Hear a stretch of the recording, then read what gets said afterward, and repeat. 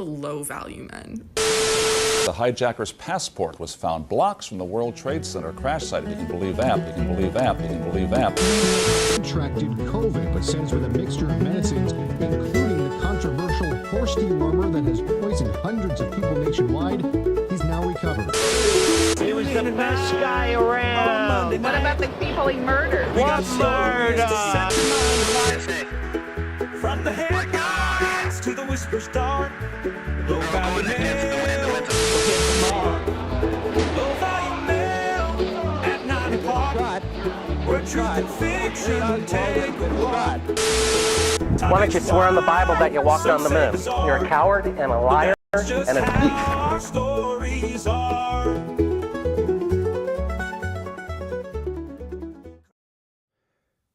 Hot damn, everybody.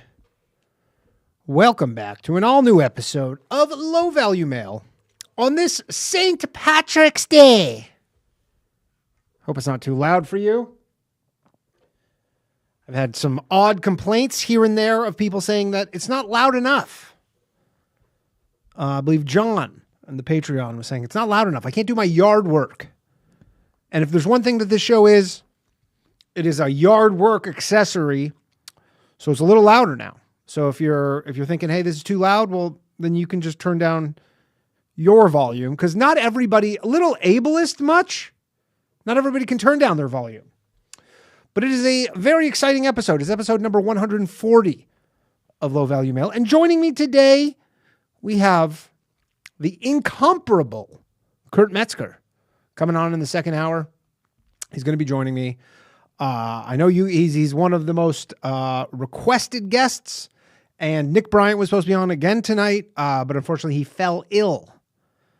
Epstein related? I don't know, but he'll be back on next week, assuming that they don't get him. Who's they? I think we all know. But happy St. Patrick's Day, excuse me, to all the drunks watching the show right now. I hope you're loaded because we got a banger. So before we start, I have one of these super chat gold dealies that I've been doing since they started offering this thing.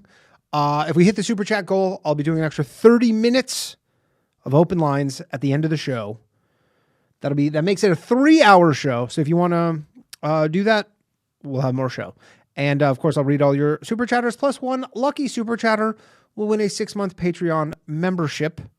Patreon.com/lowvaluemail, MAIL. What do you get with the Patreon membership? Once we hit 500 members, which we are, I believe we're 170 something away, something around there, which is also the number of free Patreon members.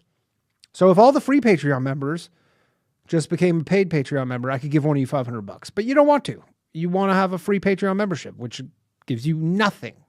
You get absolutely nothing. Although I do an extra audio episode once per week that comes out on Thursdays, sometimes Saturdays. And I made it available to everybody this week, just so you could see what you're missing. But this was a one-time deal. But anyways, one of you will win a 6-month membership, and then you'll be eligible to win $500. Pretty sick stuff. So support the show, patreon.com/lowvaluemail, MAIL, to help me continue bringing you literally the best call-in show on the planet. Is there a better call-in show? I don't know. Coast to Coast used to be good. Stinks now. Stinks. It's just all ads for crystals. So anyways, let's get to it. Shout out to Vincent. Join the Patreon pussies. Vincent knows what's up. You guys are all pussies though, which is also what he said. So JFK Files will be released tomorrow. Very exciting stuff. 80,000 pages. You guys need to prime up your autism, everybody, because you got some light reading to do. After the Epstein Files debacle, I would say the expectations are pretty low. Pretty low, safe to say. I don't know. I don't know if we're going to be getting much, to be honest. And I actually have it on good authority. I can't give a lot of details here, but someone who I know, who may or may not listen to this show, I've said too much. But they work for the federal government, the United States federal government, the one that we care about. And if you recall,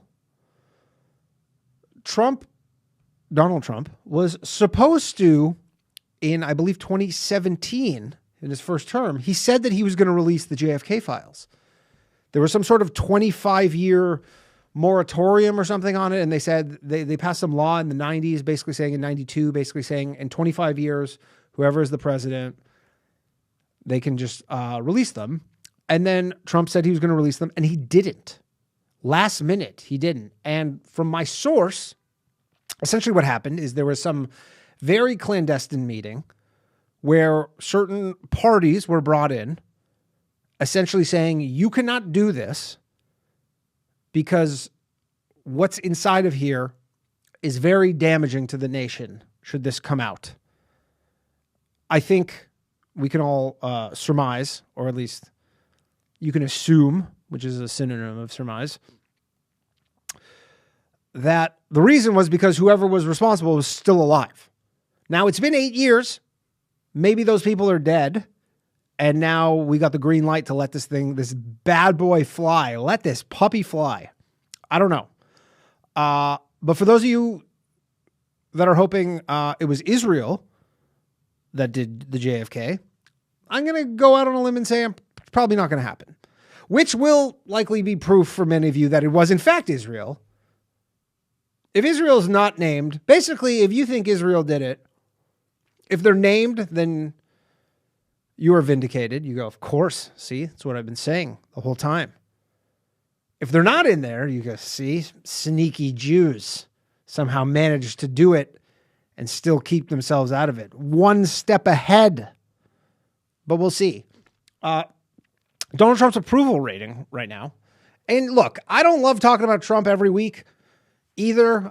There's nothing else to talk about. The guy just dominates the news. I mean, he is the news. Especially at the clip he's moving at. Man, it's the amount of shit he's doing is just blows your goddamn hair back. But it is interesting. And you know, I'm going to be opening up the phone lines in around 20 minutes. We're going to do about a half hour of open lines. I do want to hear from you. Someone says I'm so drunk. James Scroat. I am not so drunk.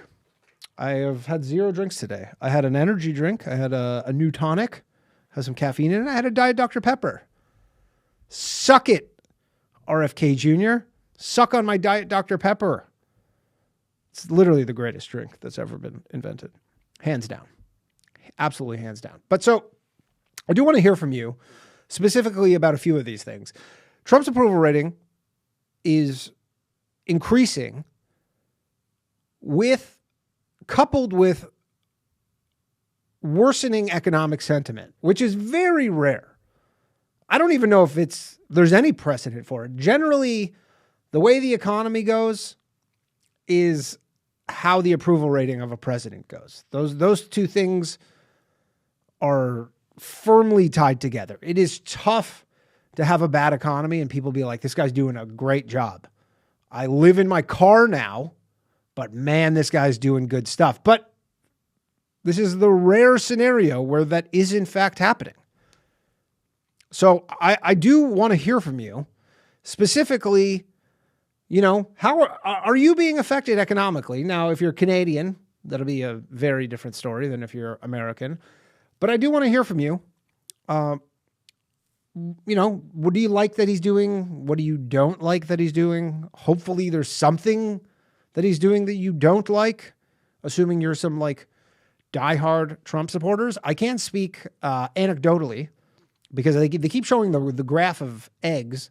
Egg prices have been coming down. They seem pretty normal in New York City, although my wife tried to order some eggs with our groceries today and she said there was none available. So I could be wrong on that. I don't eat a ton of eggs. I go through phases. Sometimes I eat tons of eggs, like a disgusting amount. And then, I mean, they are kind of like a weird superfood, but then sometimes I don't eat eggs. But my dad was in a grocery store in northern Miami the other day, and he sent me a photo, and they had 18 eggs, $16.49. And these weren't even like fancy eggs. They weren't like that fancy egg company that like went public 4 years ago or something. I can't remember what the name of those. They have fancy packaging, and they're like, we don't beat the shit out of our chickens and stuff. Like, real ethical eggs. Those ones are always expensive, but these were just normal eggs. $16.49. This is almost $1 a piece. Crazy, right? But still, even with $16.49 eggs, that is in Trump's backyard right there, North Miami. That is not far from Mar-a-Lago. I'm sure people are just eating their fucking $1 hard-boiled eggs, and they're loving life. But I want to know what you guys think about it. The Democrats are getting absolutely smashed, as they should be. 29% approval rating, as their party is in complete shambles. Really, their only strategy at the moment is Trump just fucking up. That's all they can really hope for, is all they can do at this point after the previous 4 years. And really, because, they still, even with Trump term 1, they still kind of own the culture. They're still able to censor you online. They were still pretty much running every major news outlet, every major company had a massive left-leaning bent. So even though they only had 4 years in true quote-unquote power, it was more like a decade, right? They fucked up so bad. And like I said last week, all they had to do was just be normal. They couldn't be normal. They just had to be normal, and they could have kept the train going. They could not do that, right? But all their strategies right now is they just hope that he just fucks up so badly that there'll be no choice but to elect them, which is not a good strategy. Because if he doesn't, if you're just being like, I'm just going to hope, he screws up, and you're like, okay, well, then you guys might not be in power for, I don't know, 2036? How does that sound? Does that sound good to you? But so anyways, Colin, I want to know what you think about this. We have a Poison 1553 drops a super chat. Here in SoCal, ever since the deportations, more apartments are available and have move-in specials with 1, 2, some even 3 months free. Ha ha ha. Funny about that. Funny how that works. So some of you are seeing some positive benefits. I have a friend I was just talking to. He's a realtor in Canada, in Ottawa. He's saying it's really bad, which makes sense because a home is a pretty major purchase, and the last thing anybody wants is some high degree of uncertainty in either their job, the economy in general. Here's the thing. It's amazing how this works. But if just a lot of people start to think that housing prices are going to go down, if enough people just think housing prices are going to go down, then they just go down. It's amazing how it works. That's enough. If just everybody believes it, similar to, certain deflation, things like that. It's just like eventually it works, right? But so Trump is just fucking on one, man. He's the worst. My least favorite thing about this current Trump presidency, besides trying to annex my homeland, is the fact that I have to go on Truth Social like more than once a day. Even once a day is too much. Who uses Truth Social? There's no reason to go on there other than to just see what he's crazy new decrees he's putting down. But so the new one today is he's invalidating all of Autopen Joe's pardons. Is that a good new nickname? Sleepy Joe to Autopen Joe? Autopen Joe's pardons are completely invalidated. Can he do this? I thought pardons were one of those things, even though pardons are kind of stupid because it is kind of the purview of like a king. And it seems like we're not doing that. I mean, I know lots of other countries like Canada does not have prime ministerial pardons. They don't give the leader of the country that. But for whatever reason, America does have that where they just go, hey, we escaped England and started this new republic because we hate having a king. But on your way out, we will give you some king-like powers just for like a day. For a weekend, you could be a king. Right? But again, I don't know if he can do this. I don't think he can. First off, Joe Biden, Autopen Joe, not the first president to use autopens. He's not even the first one. And the George Bush Jr. Department of Justice actually looked into this and determined that its use is in fact constitutional. So I think Trump just says shit. I mean, look, if he's clearly out for revenge at this point, and can you blame him? No, I really don't blame him, right? They tried to destroy him through lawfare, through many things, right? They tried to destroy him. Then they tried to kill him twice. Who's they? The Irish, obviously. But, you know, they came after him. The guy's mad.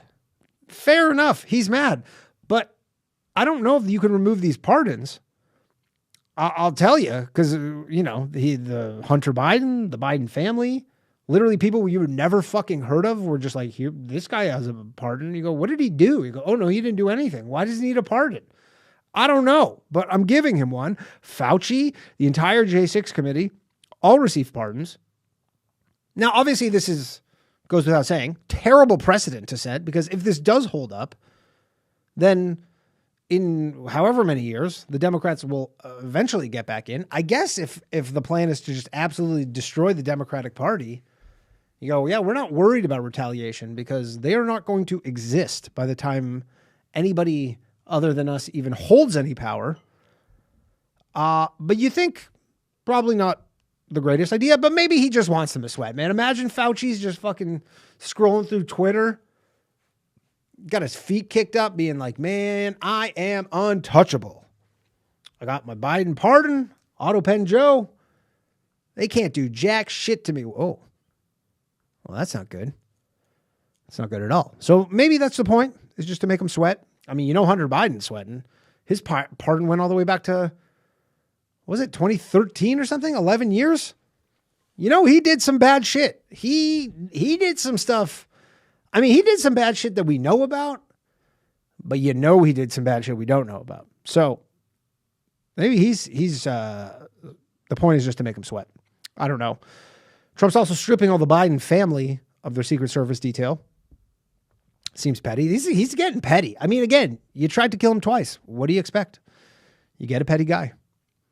Again, bad precedent, because the rule is you only get 6 months for the family after the presidential term ends. So we're already at what? 2 months. So he's just stripping them of 4 months. And the pretext was that Hunter Biden's in South Africa, even though apparently his wife's South African. So that's why he's there. He's one of the good South Africans, if you catch my drift. One of the good ones. But again, bad precedent. We also, and this is one thing that I'm sure many of you have, I imagine many of you are not happy with this, those of you who voted for Trump, but he's announcing that any aggression or retaliation from the Houthis in Yemen will be treated as aggression from Iran. Seems like he's itching for a little war. And now I know many of you voted for Trump because you didn't want more foreign wars, which would have likely been the case under Kamala. I was preparing for the show tonight, and I was honestly thinking, I go, what would this podcast be right now if Kamala Harris was the fucking president? What would we be talking about? Like, would she just be doing, would it just be like nothing's going on? She's just sitting courtside at a Lakers game or some shit. What would she be doing? Or would she be starting even more wars? I don't know. But, you know, part of the selling point of Trump was no more foreign wars. Seems like he's itching for it. Now, again, art of the deal, all that stuff. Maybe it's a lot of bluster. But the Houthis don't seem like they respond to just threats like that. They don't seem like they're like, oh, sorry, I didn't realize I was upsetting you, Mr. President. We'll stop attacking all your naval ships post-haste.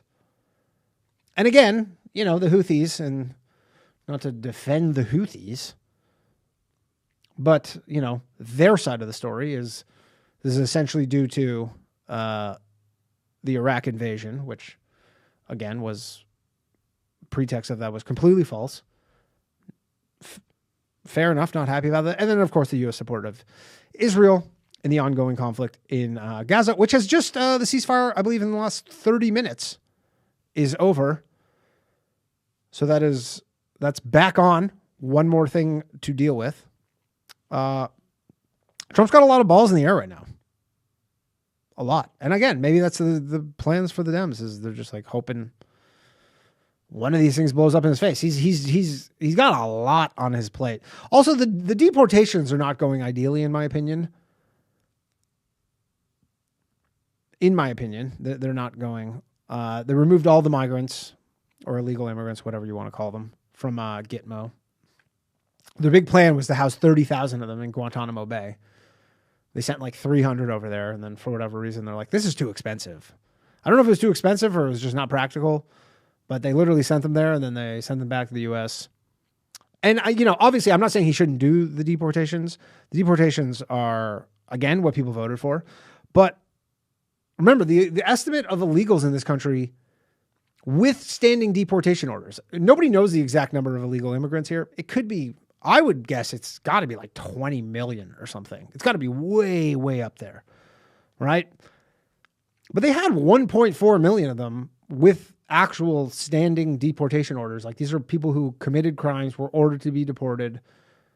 I guess oftentimes they live in sanctuary cities, whatever. But in order for them to just get the 1.4 million in 4 years, that's 1,000 a day, which they were getting at first. But then again, all these people were like, oh, they're looking for us now. So then we need to be a little craftier with evading ICE. So, and now they're at the point where you're seeing stories every day of people being like, yeah, some German guy or green card holders, or some Canadian woman who had her visa revoked. So then she had the stupid idea of being like, oh, my visa was revoked at the northern border. I'll just fly to Tijuana and then try and get in from San Diego and see if they'll approve my visa there. And then she went there and they're like, your visa was denied. And then they just put her in detention for 2 weeks, sleeping on a mat and shit. But again, I know some of you are like, yeah, this is great. It's not exactly the promise we were going for. The promise was, the murderers and the rapists and stuff. That's who we want to get rid of, right? But anyways, I want to hear what you think. You know what? I'm just going to open the phone lines up right now. Phone lines are open. Let's hear what you have to say. 1-888-949-2969. Do you approve of Donald Trump? What do you like? What do you dislike? Are the JFK files going to be a whole lot of nothing? Is it going to be anything? Logan Sorter says Trump is threatening because we can actually fuck shit up, but he doesn't want to go to war, just to use fear to stop the aggression. My best guess. Dylan says, just FYI, remember when you had Alex Stein on and I called about Pegasus being stored where the drones were in New Jersey? Well, Trump just ended sanctions on using Pegasus this week. Interesting. Pegasus is the Israeli spyware that they can put on your phone, if I'm correct. Connor Brown. Connor, that's my dog's name. He's also, give a little thought for Connor. He's going back into surgery on Thursday. His last hip surgery didn't take. Again, he's 0 for 2. What are the fucking odds? These things are so expensive too. 0 for 2. So now he's got to get the fucking top of his femur chopped off. Stinks. Connor Brown says, Canadian here. Pretty much every young guy I know who makes any money is looking at moving to the States. I could buy a house, but who the fuck wants to buy in Canada right now? Fair enough. Logan Sorter says, Danny selling the idea of The Secret. Yeah, you just got to manifest it. You got to manifest it and make it happen. I mean, I'll tell you, I spent a lot of time on Twitter, and the thing that I probably most cannot believe with this whole Canada, and I managed to go 25 minutes without talking about Canada. Are you proud of me? Are you impressed? But because there is, I said it last week, in my opinion, if Canada does eventually merge or get annexed or whatever, the big domino to fall will be Alberta. Alberta will secede because they feel like they're not treated fairly. They'll be used as a pawn. They have, they make tons of money. They have tons of resources, and there has been a minor secession movement there for a while. But I literally go into comments and, I read like what people say, and the amount of former Canadian military members, which this is the last people you would think. This is such a difference between American patriotism and Canadian patriotism or nationalism or whatever, is that if someone was formerly served in the United States military, for the most part, if there was a threat of U.S. annexation, regardless of the benefits of it, they would be like, no fucking way. I will fight for my country. I will not roll over here. Whereas I've seen so many people, and like I click on their profiles, they are legitimately like people who are like 20 years in the Canadian military who are literally saying, hey, let's do this. I am absolutely down to join. I'm not fighting for my country. And we had a caller last week who was in the Canadian military who echoed something similar, but straight up, they're just like, fuck it. This is not something I'm fighting for.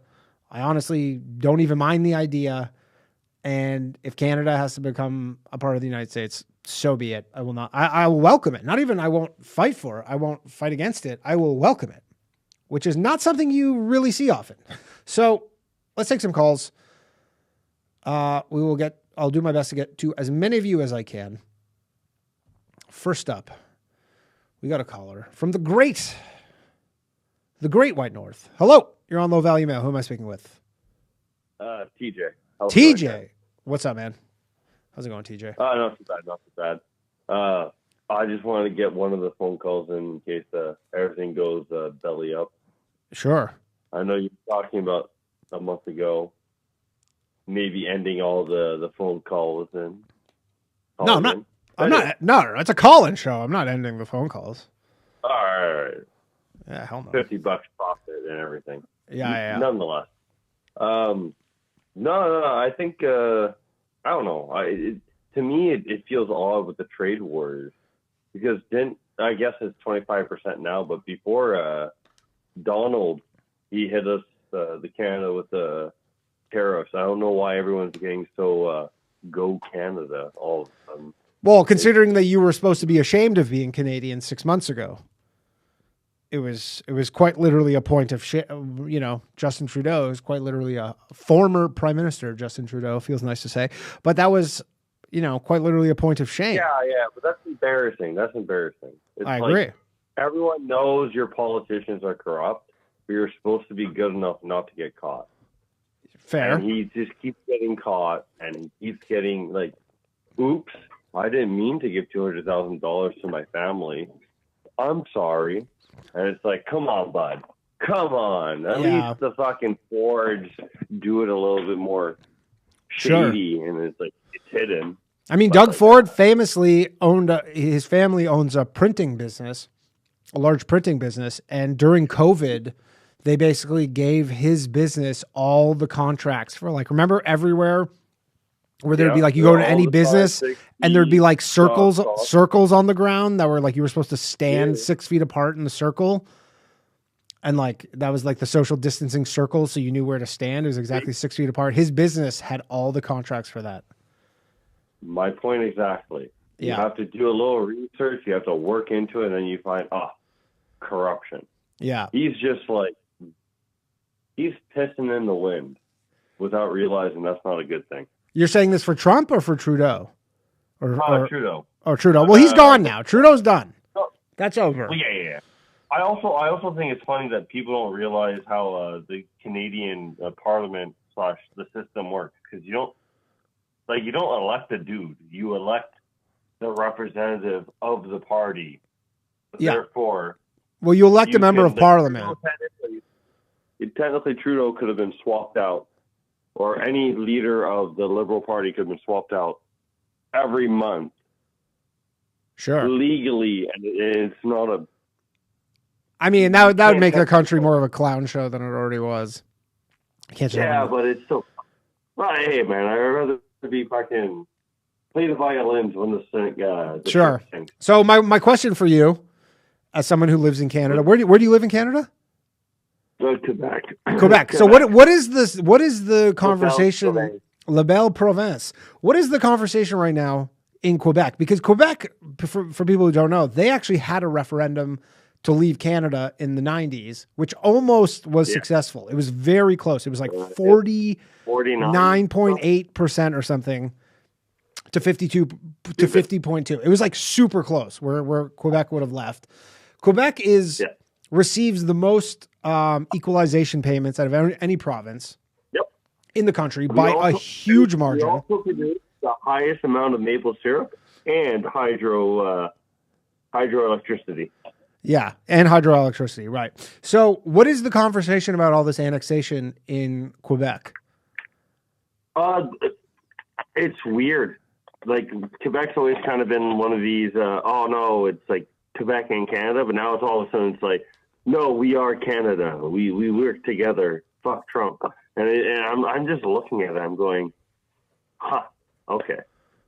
Yeah. Like, So it's kind of super switched. weird. Everyone, like, it feels like everyone's bonding together over something to the point where I'm like, this makes no sense. Well, that's usually what happens in wartime. I mean, I think trade war, any war, everybody kind of comes together for a kind of like singular thing. But there seems to be a lot of people in Alberta who are kind of in favor of some sort of separation, not necessarily joining the United States, but if they were to separate them, that would be what happens. Try becoming the 51st. Like, it's not too different from Louisiana and stuff if you go back in time. Yeah. But, like, overall, I don't know, man. Like, and what about you? What about you if personally? America wanted to take over Quebec and be 51st, I personally, I would love to be a part of America, 51st state. Quebec, that is. Quebec. But what about you? But you would have an issue if you would have an issue with Canada becoming a part of America in totality? I honestly, personally, Danny, I'm still upset that we're a Commonwealth. I don't like how we're still a part of the Crown, and technically speaking, the King of England can technically dictate what Canada does. Yeah, but that's all like they don't do that. But, we're paying $500,000 for the representative of the king. Yeah. Technically, the queen died, but before it was the queen. But nonetheless, it's shit like that I go, right. Can we not be like Canada, like a country, not a Commonwealth? And right. I agree. I agree with that. I think if anything, if Canada doesn't join the United States, they're going to ditch this whole Commonwealth stuff at a minimum. Have you sorry, going a little on tangent. Have you ever played Fallout? No, I'm a grown man. Fair enough. Well, it came out, I think, 17 years ago. So okay, fair enough. No, I've never played Fallout. I tried watching the show for a minute, but. Well, no. Long story short, America annexed Canada to fight China and Russia because they took over Alaska. It feels like it might become that reality. Interesting. I mean, I forgot about the movie Canadian Bacon with John Candy and Dan Aykroyd from the 90s, where literally it's so funny. If you go watch the trailer for it, it's like America is they're trying to gin up some like nationalist pride. And they're like, we don't have anybody left to invade. And then they're like, well, let's invade Canada. It's pretty funny. It might be worth a rewatch. Anyways, I gotta let you go. Honestly. Yeah. If anything, you got to pay Trump. We'll pay to watch you watch it. Sure. I'll pay you to watch it. You That's a good point. I watch. Oh, not a bad idea. All right. Thanks, man. All right. Let's take another call. And we're going. Okay. We'll save this one. Hello. You're on Low Value Mail. Who am I speaking with? Yeah. Hey, this is Jack. I had my bachelor party in Montreal this weekend. Oh, how'd it go? It actually went pretty well. So the first night, I made the mistake of having poutine while drinking, and I had some pretty nasty jumps the next day. I mean, that's the only time you really should be eating poutine as well drinking. I mean, if you're sober and you're eating poutine, I don't know what the fuck you're doing. That is a specifically a drunk person food. Yeah.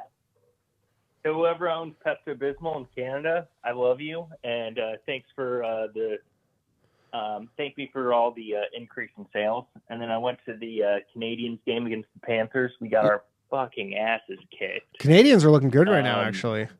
They might sneak into the playoffs.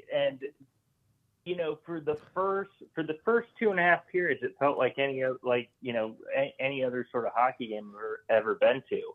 And then they just start doing the wave for like 10 minutes. And usually, it's kind of like a late, every now and then they'll try and get it started at the South Florida sports events. Sure. But this was like, they were in, like, I've never seen something like that. Did they boo the U.S. anthem?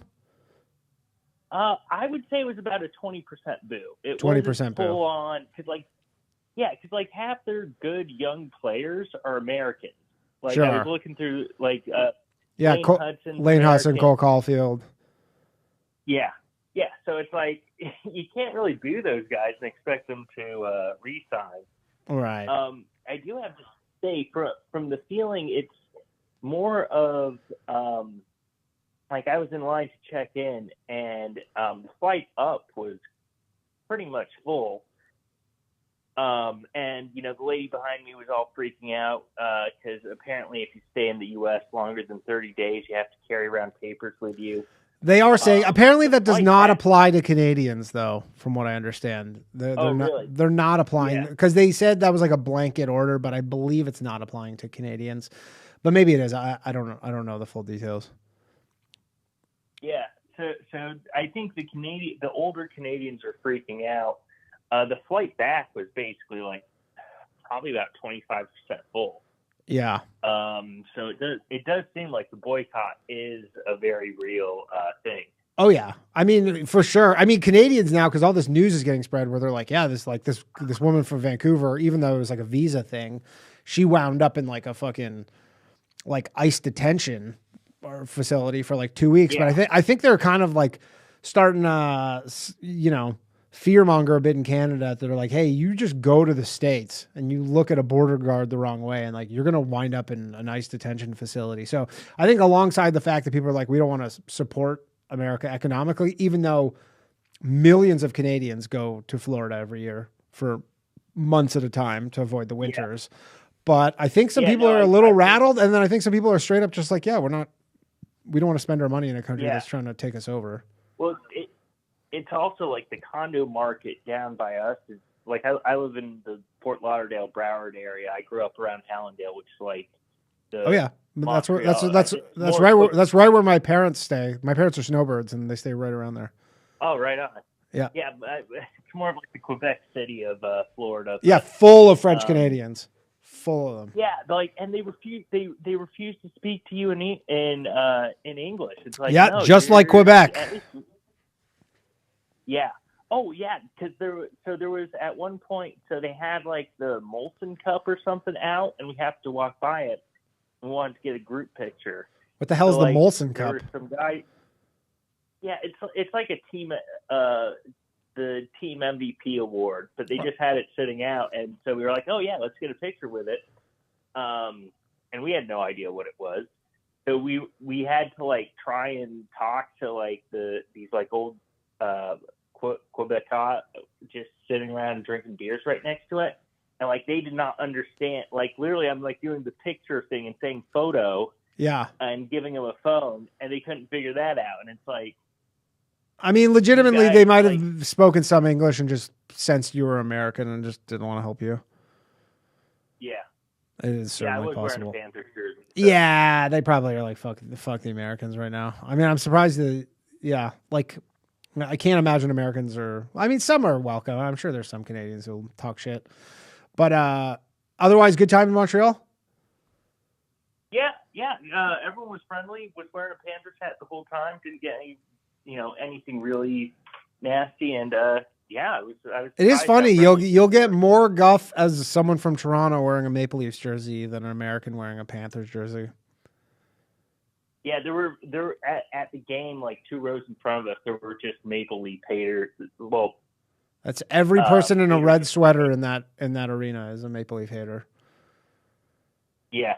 Oh yeah. No, I'm sorry. I was getting confused. This was a guy in a Maple Leafs hat just watching the game and hate on the Canadians. Ah, gotcha. That's a weird thing to do, but fair enough. But yeah, overall a good time, and hopefully it gets less grimy up there. Yeah. Well, I mean, that's kind of the allure of Montreal is that it is specifically grimy. Yeah. It's like you kind of go there because you're like, it's kind of grimy here. If you want less trash on the streets, you go to Toronto or something, but Montreal is kind of seedy. It's why we like it. Yeah. Yeah. Anyways, all right. Appreciate it. Bye. Later. All right. Let's take another call. We're going to go back to Canada, specifically Saskatchewan. Hello. Hello. What's happening? Thank you for calling Low Valley Mail. Who am I speaking with? Connor. Connor. That is my dog's name. My dog's name is That's also right. named. My dog's name is also named Connor. How's it going? Connor from Saskatchewan. How are things? That's right. Things are good. I'm out in Victoria right now for work. Okay. Nice. Lovely Victoria, yeah. British Columbia. Yeah, it's all right. Fucking lots of yuppies. Yeah, there are a lot of yuppies there. The yuppie city. That's for sure. It is, but whatever. So what's up, man? Not much. Freaking trying to move to the States, I think, is the plan. I'm getting married in 3 weeks, and I think moving south is the move. Are you getting married to an American? No, I wish. That'd make things a lot easier. Yeah. Well, what is your plan? Are you going to open a business or? Because I do construction, so I can start a business. Like I have a business here, so I can start a business there. I work with a guy that's in the process of moving there right now, so I think I can get a job working with him. So you live in Saskatchewan. I'm curious what the tone is because the two provinces that I think would be the first to go.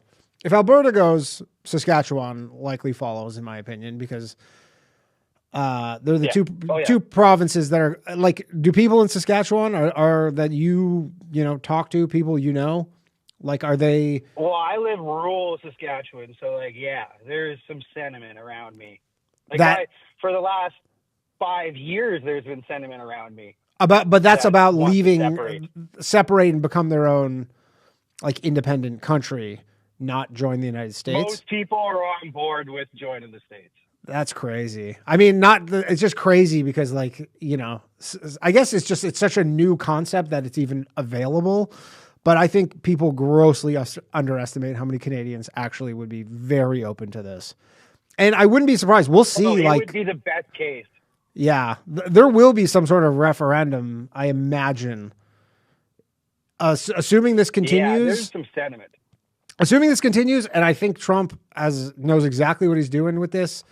He sees a country like I saw something where Canada in the last decade had like the lowest GDP growth out of any like major country. Like it was like the country basically had a complete lost decade, completely stagnated. And I know like Saskatchewan is resource rich, and I imagine you guys are paying a lot of money to people from Quebec with your whatever equalization payments or whatever, which if people don't know, it's kind of like a sports league where the rich provinces where Quebec gets everything. Yeah, where the rich ones pay the poor ones. So people where you're at, they're down with moving to America. They're into it. And like in the rural parts, there's definitely like in the cities, there's definitely more fake nationalism, I guess. Yeah. Like I feel a real certain type of way because I was in a convoy on the island when it was all going down. Like I was a convoyer. Right. And now all these people that were calling me a terrorist are like flying the flag, and like it's just bananas to me. Right. So you have a specific issue with it, but yeah, I really think there's a lot that's grossly underestimated, and it's not in any like Canadian media's benefit to start actually accurately reporting on this, that there's like so many Canadians who actually want to leave, because that'll probably just kind of start the snowball rolling down the hill. But I do think it's way more than anybody thinks. Especially out west. But I mean, like, I know people, I don't know, like, how old are you? I'm 31. 31. Like, yeah, I honestly think like the real nationalist Canadian pride, like, doesn't really exist in younger people. Like it's all the boomers. Like the boomers, yes. Yeah, the boomers, yes, for sure. Gen X, the system worked for them, and then, I don't know. Yeah, but the people like your age, or like, I can't imagine like someone in their 20s as like a diehard Canadian, like patriot. Like I haven't seen any indication of it, and I just don't really believe that. And nobody will fight for it anyways. No, like growing up, we had like Canadian hockey at least that like made us proud of our country, but like we haven't even had that.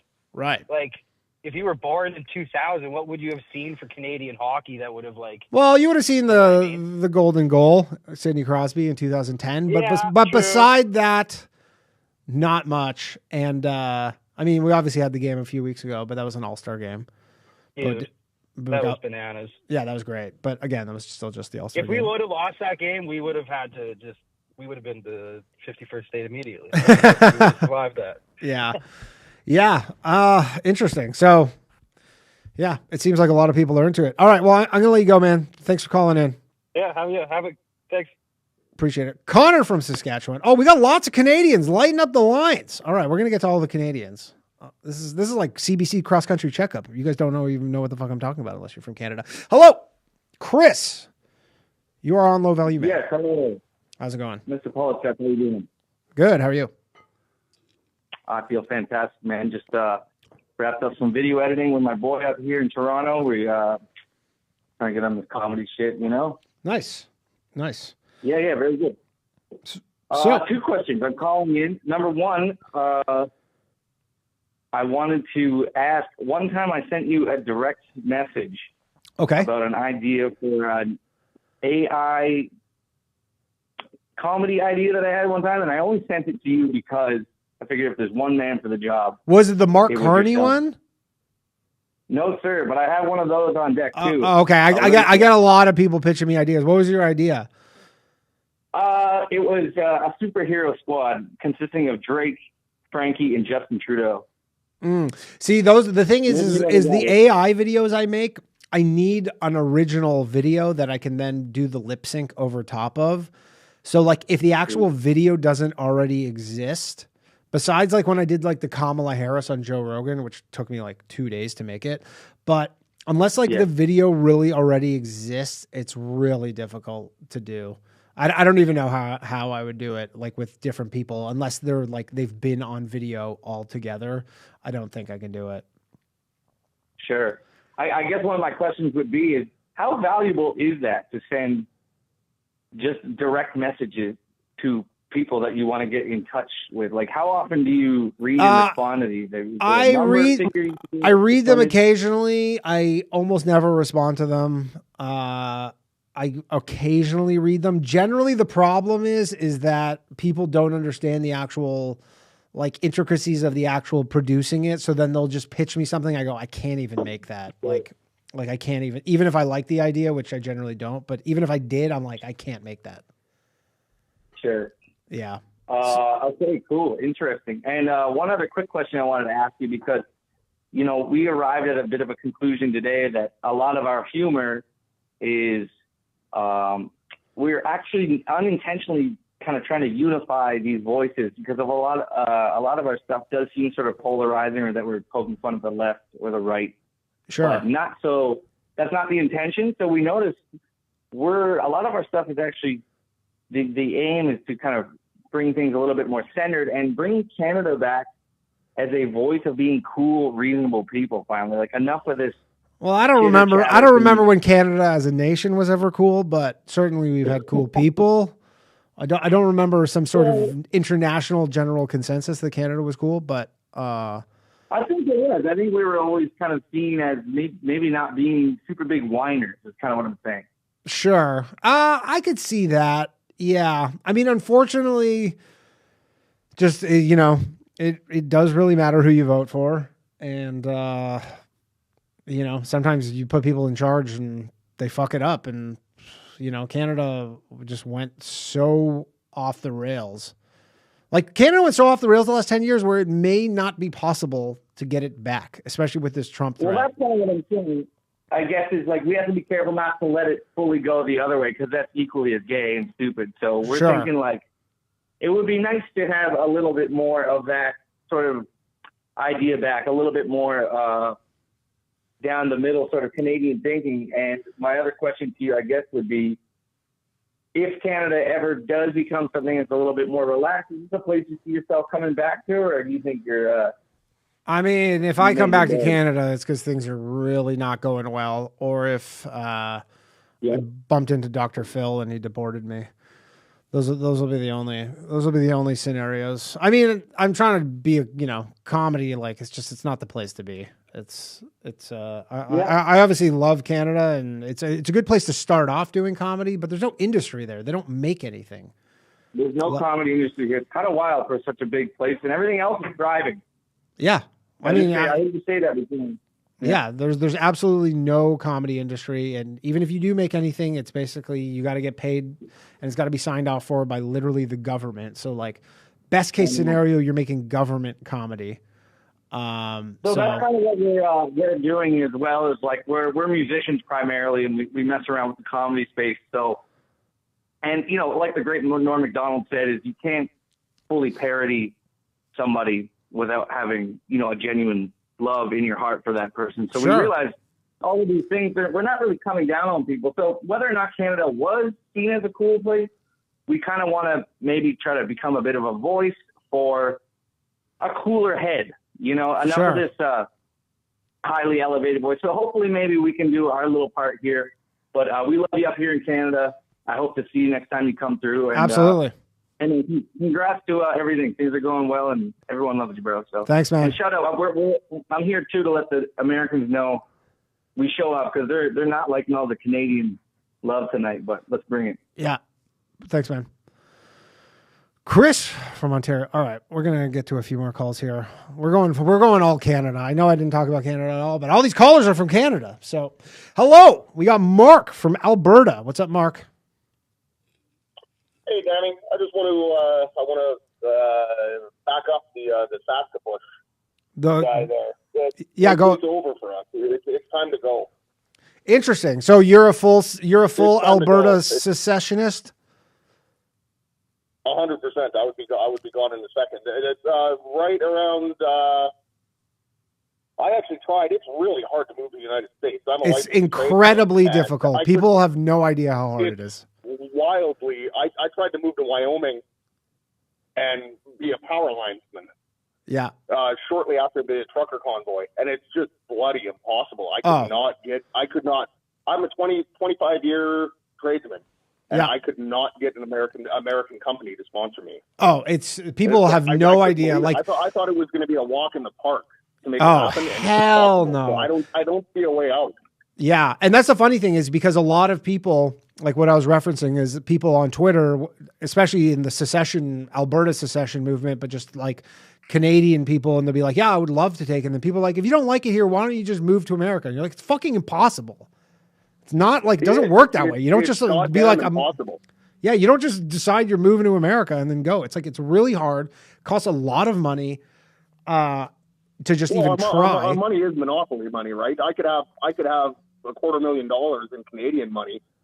That doesn't really get me very far in the States if I'm going to move there. Well, not after the exchange rate. No, definitely not. But so where do you live in Alberta? Let's just say Northern Alberta. Northern Alberta. I was just wondering if you're in like a large city or not. So, and what's the general consensus among people around you? Are they just like, we're done with this country? It's mostly like the gentleman from Saskatchewan said. All of us people that live more of a rural lifestyle, we're all ready to go. But all the people in the city, all the people, especially in Alberta, I don't know. Well, you don't know, but you're coming to Edmonton soon. Yeah, I'll be in Edmonton in May. It's one of the most liberal cities in Canada. Right? Sure. It's the only place that has a sitting Liberal or NDP MP in Alberta. Right. So yeah, the sentiment is different, definitely urban compared to rural. Sure. Well, that's the thing is, I think if the economic pain gets bad enough, people in the cities, because I think honestly, like the younger people, like I said it, but like they don't have the ties to like Canada that like older generations have. Like they don't have that like nationalist identity. I think it will really go away fast. Like if it starts getting really economically painful and they go, there's such a clear way out of this, which is just, Unfortunately, I think you're wrong. Unfortunately, I think you're wrong about that. The younger generation is so willing to take government handouts, right? That I would see us moving into more of a like a nanny state. Well, it's not the nanny state. It's where I can't think of the term for it right now. Where they just pay you to exist. Sure. And everyone just gets paid to exist. Yeah, but you know what? I think young people are much more likely to fall into that. They're not like maybe where we paid for 25, 30 years and worked. Yeah. And now have something. The younger generation just wants to have everything that I have that I worked 25 years to get. Right. Right. And they have no concept of they actually have to earn it. Sure. And I think for a period of time, yeah, I think for a period of time, I agree with you. But if Trump actually like nails the landing on this whole tariffs thing, and then they start watching everyone in America start prospering economically while they're just like stuck in the mud, and there's just such a clear way to resolve that. I know, like, obviously, because there are lots of people who do want to work. Obviously, there are people who don't. But I think the longer it goes on, if this is short-lived, obviously, then no. But if this like drags on like years and years, eventually even those people, I think, will be like, look, it's just common sense at this point to just get this over with. That's at least my opinion on it. I got to let you go, though, but I appreciate it. Thanks, Mark. Yeah, thanks, Danny. Mark from Alberta. Okay, we're going to take one more call. This is all Canadian. Okay. If I didn't get to you, I'm sorry. You can call back. Hopefully we'll hit the, it looks like we'll hit the super chat thing. We'll have an extra half hour at the end of the show at 11:30. I want to hear from you. We got Mr. S from Ontario. Last call before the break. Mr. S. Thanks for taking my call. My pleasure. How's it going? Going okay. I'm in Alberta, so. Oh, you're in Alberta. It's relevant right now. Okay. Yeah. So I moved here like 8 weeks ago. You moved there 8 weeks ago. Probably a prudent move, assuming you eventually want to become part of the United States. Yeah, I might get some citizenship. Yeah, this might have been a good idea. So, are you interested in America absorbing Canada, or at least Alberta? The thing about that issue is that the only arguments for staying in Canada are emotional arguments. Mm-hmm. The arguments for going with America are all economic arguments. Correct. There are no economic arguments not to join, basically. Yes. And before we get any further, I just wanted to say I really liked your segment the other day, and I've just been thinking a lot about that segment and like what you talked about there. Specifically, which one? Can I tell you my top 3 Jews? Which segment? Just to refresh my memory. Top 3 Jews. Oh, top 3 Jews. Yeah, go ahead. John Leibowitz. Yeah. Natalie Hirschlag. Aubrey Graham. Who's the second one? John Leibowitz is Jon Stewart. I don't know the second one. Natalie Hirschlag. Who's that? She was in Star Wars. She was in that. Natalie Portman.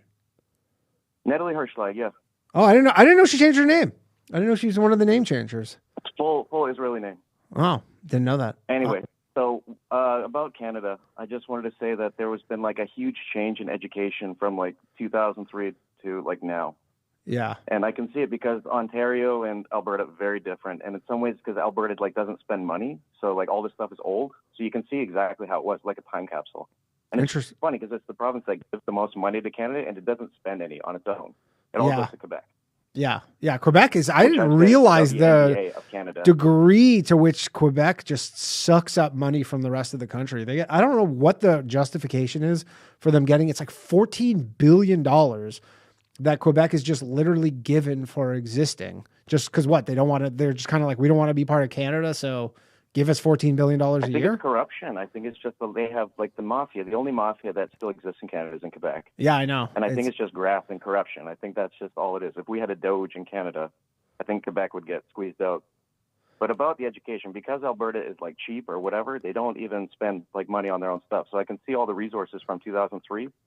And like what they were teaching the kids about like our history is kind of the exact opposite of like what the Americans kind of do. Like what they're teaching now in schools, like 2025, is like everything Canada is wrong. Yeah. We're a shameful nation, and like we need to be embarrassed about our past. Everything we did is evil. If you ask any kid, like, tell me something about Canadian history, they all say the same thing. Yeah, just Canada's bad. That's it. Residential schools. That's all they know. They don't know anything else. Yeah, and which like, again, the exact opposite of Americans. Should Canada end up getting annexed and joining the United States, they'll look back on that as a cautionary tale where you're like, look, if you just beat into your populace that you're just all bad and there's nothing to be like proud about your country, then eventually you just kind of soften the ground for people to essentially just be like, okay, well then this place is bad. Why don't we just kind of start all over here? And just not be Canadian anymore. Okay, Danny, skill testing question. Yeah. Do you know the second president of the United States? No. Andrew Jackson? Oh. It's John Adams, but do you know the second prime minister? Diefenbaker? No, exactly. So like the whole point is like we don't even know our own goddamn history, where the Americans, it's just like they worship their history. Right. We've abandoned and like overwritten our history. And I've been to like schools and stuff in like the Middle East and Turkey, Iraq, Lebanon. I've been in some places, and like they teach these kids to be nationalists. They teach these kids like they don't even teach them like the bad stuff they've done. Right. They just say no, they all deserve that. They all got it coming to them. And these kids like they are loyal to their nation. And I mean, I would have. It's funny because I would have probably put myself in that camp, but I also didn't learn any of that shit. I was probably like the last cohort of people where like all we learned about, even though it was boring, was like you learned about like, you know, the fur trade and like there wasn't any like real negative shit about Canada. What kind of history is this, Danny? What kind of history? Like we're a nation which like only exists because of a beaver. Like what is it? Sadly, we're so much more than that. It's ridiculous. Yeah. Anyway, no. so in Alberta, I'll just say what the sentiment is here is the tariffs or whatever hadn't hit here, but if the price of trucks goes up, these guys are out. That's all they fucking care about here. Yeah. Trucks. And they probably are going up. The price of trucks are going up. The only so far, not from what I'm seeing. Well, it's been, you know, a week or two. Not yet. Once give it the price 6 of trucks goes up, Alberta's out of. Also, if Trump is legitimately hell bent on just destroying Canadian car manufacturers, then if all Canadian trucks are actually imported from the United States, well, the only hope there is that the U.S. dollar tanks so badly, which is part of Trump's plan, that it kind of offsets and the price don't. But yeah, if the price of trucks goes up, that'll do it for Alberta. I mean, I imagine I would love to see an actual legitimate poll of how Albertans feel about this, because I would guess it's way higher. It's pretty sympathetic.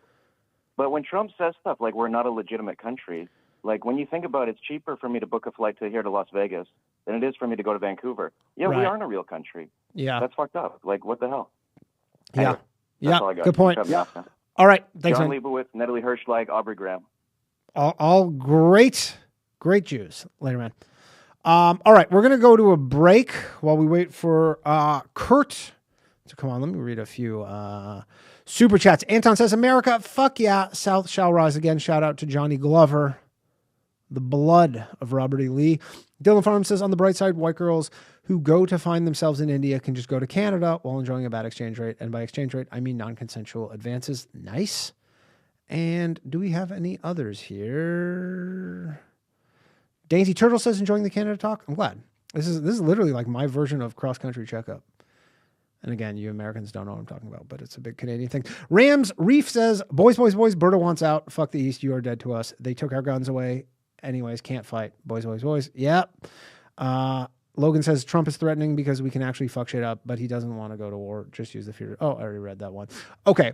We're going to go to a break right now. If you're on the line, I apologize we couldn't get to you, but we will likely have an additional half hour at the end of the show. Please, before I go to a clip from last week's episode of The Bathhouse, like and subscribe to the channel. If you're an audio listener, make sure to follow the podcast, leave a review. Also, you can support this fine Canadian-American show that I do at patreon.com/lowvaluemail, MAIL. You get a bonus episode every week. Plus, you might win some money, and we got a new episode of The Bathhouse tomorrow night at 9 p.m. Also, if you want to see me live on the road, Vancouver and Edmonton dates coming up pretty soon. Tickets at dannycomedy.com. And you can catch your boy on Fox News this Saturday night at 10 p.m. on Fox News Saturday Night with Jimmy Fallon. All right. In the meantime, enjoy a recent clip from last week, from last week's episode of The Bathhouse. I will see you very soon with Kurt Metzger. Don't go anywhere. Lil Dan, how you doing, buddy? Haven't talked to Lil Dan in a minute. Now, are you a rapper or a midget? No, he's just a wigger. Oh. He's probably really big. Just a wigger. That's hilarious.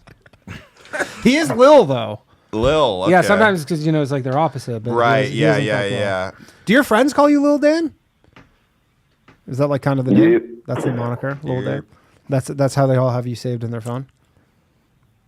Well, I was always the youngest, too, so. Oh. Wow. Indeed. Cool. So how are things, Lil Dan? Chilling. Lil Dan, what do you nice outside, pull my other car out and shit. Cool. Feel you, my nigga. Nice. Does that feel good to have a black person say that to you? I mean, I have it all the time. I got a bunch of black friends. Oh, okay. Yeah, me too. That's like that Daniel Simonson joke. He was really keeping from saying yes. It feels so fucking good. Was it a joke? Daniel Simonson. I was the only white person in my black friend's wedding. Oh, really? Oh, nice. Oh, okay. Yeah. I got a white friend like that too. We all do. Yeah. That's You know, I don't know if I said the W word that you all said the other day to my girlfriend, and she was like, she had never heard it, and she was like, "That's really racist." No, and I was it's like, not. Against who? "Well, you are saying the, I have two. you are saying the N word." I've got, okay. Nice. Trump's in office. We can say wigger. Also, here's the thing. What else do you call him? No. There's no That's no a good point, second too. word for that kind of guy. You know what? I'm not Real judging. whites would call I'm him a not judging. disgrace. I said it the other day. Here's the thing. But it is quite the loophole for saying the N word. Well, you're not saying the N-word, but also, if black people were like, Dan, what do you prefer to be referred as? I mean, African American. I don't call myself a wigger, but I don't get mad at it. Like, you call my brother a wigger, he's like, I ain't no fucking wigger. Oh, your brother doesn't like it. So that is a slur to you. Your brother is... African American. That's it. That's the term, right? African American. Pop enthusiast. Or Wallard people. Wallard people. Yeah, see, this is all more racist. There's something to be said for the cultural heritage of the word wigger. Yeah. Where its roots came from. It started all around 1998. You think when that's more racist than Arkansas- African American? Let me tell you, country grammar had just come out. And it started in 98. 1990. Yeah. I just like calling it the W word the year I because was it's like a born. funny. You were born in 98? Yeah, I don't know. Yeah. It definitely originated for sure when like the It's Eminem. like, Eminem hip-hop. was probably like Eminem. No, I think it was before Eminem when like just rap like supernova. Like with As a Jay-Z. wigger, I don't claim Eminem. Interesting. I don't see him as talk about he's it, not, King. I don't see him as a. What are you listening to, Lil Dan? Who are you listening to right now? I mean, I listen to a bunch of shit, but I listen to honestly, I listen to like Cut Your Wrist music for real. My brother fucking be like fucking I fuck with Lil Peep. That's my favorite. Lil Peep. That makes sense. Lil Peep. Do you like Jello? Are these bands? I think they're rap. Yeah, Leangelo Ball. He's oh. he's LeVar Ball's son. So out of touch. crazy Like, they do you really like call them Jello? the Do you like yogurt? Do you like orange juice? is I can't crazy. tell if it's shit in the fridge or rappers. Are you a young literally. Thug fan, Little Dan? How old are you? I'm 40. So me too. Like Jews, eventually we just like find our final form of like like Jello. Yeah. Jewish. Do you like mustard? What you got? Little mustard? It is like that because the Kendrick Lamar song. I pointed to you because you're black. I understand. No, it happens. The Kendrick Lamar song. Explain yourself, please. He's like, yo, mustard, turn on the beat. Everything's like a condiment or Jello now. Yeah. What's up with that? Hey, Mustard is. Mustard's been around. What's though. Mustard? He's a DJ. He's a DJ. Oh, gotcha. He's a producer. Oh, so it's like he produced so the this record. is the new version of DJ Clue. No, it's like saying DJ. You know, they always shout out the fucking producer. It's how you know it's his track. Every time I have to Mustard get on the beat, ho. like I tried to listen to that That's song. very good, sir. Thank you. I'm gonna just admit something embarrassing. I thought he was saying monster. Oh, really? It's okay. That's not that bad. That's okay. It is a spooky song, so you're not wrong for thinking of that. It does. There is a little Scooby Doo to it. They're like, ooh, you monster. Raggy. Spooky. Turn the TV off. Little Dan, how are things in your world? Yeah, I was chilling with this bitch, and she was like, would you fuck a crackhead? And I was like, well, what's your definition of a crackhead? Good answer. Good retort. Nice. Throw it back in her face. Because I fucked bitches that smoked crack, but they wasn't crackheads. Right. Fair. And we're back, everybody. Kurt Metzger, the one and only. How's it going, man? What's up, buddy? You're my screen weird? Hold on, let me see if I can fix this. I have to. Oh yeah, you look good to me. Nope, there's no way to fix it. That is what it is. It looks good. So what's up, dude? How are things? Not too bad. I'm in Austin. You're in Austin. Welcome to the lowest value show known to man. Yeah. Low value mail. Yeah. Yeah. It's very exciting. You're answering some mail? Well, no, we have call-ins. We're gonna have some call-ins coming on. Oh, yeah, we have some call-ins. I'm sure some people chomping at the bit to ask you some questions. So I have some questions for you. Okay. We'll just start in order for get your thoughts on some things. Are we gonna get anything on the JFK files? I don't know. I have no idea, dude. Epstein, they're nowhere to be seen. I know. Well, that's kind of what I was thinking. Is literally it's not really files. It's like you could go on there. Ian Carroll showed it. Like the Epstein files are all online, but they have these big blocks blocking out all the names and shit. So it's literally like go online and unblock the shit. You don't have a truck of documents. Right. You think it's gonna be all redacted? I don't know where it is at all. And I don't know. I mean, could Israel have done both things? Come on. I don't know. They're pretty exceptional. It's a pretty exceptional country. They got their fingers in a lot of different pots. Yeah, that's true. They probably could have done it. I was saying at the top of the show that I'm like, if Israel's not named in the JFK files, then that'll just be proof to many people who think it's them that they did do it. You know, if they somehow managed to keep their name out of there. Who was it he worked for if not Israel? Oh, no, not Epstein. I'm saying for the JFK files.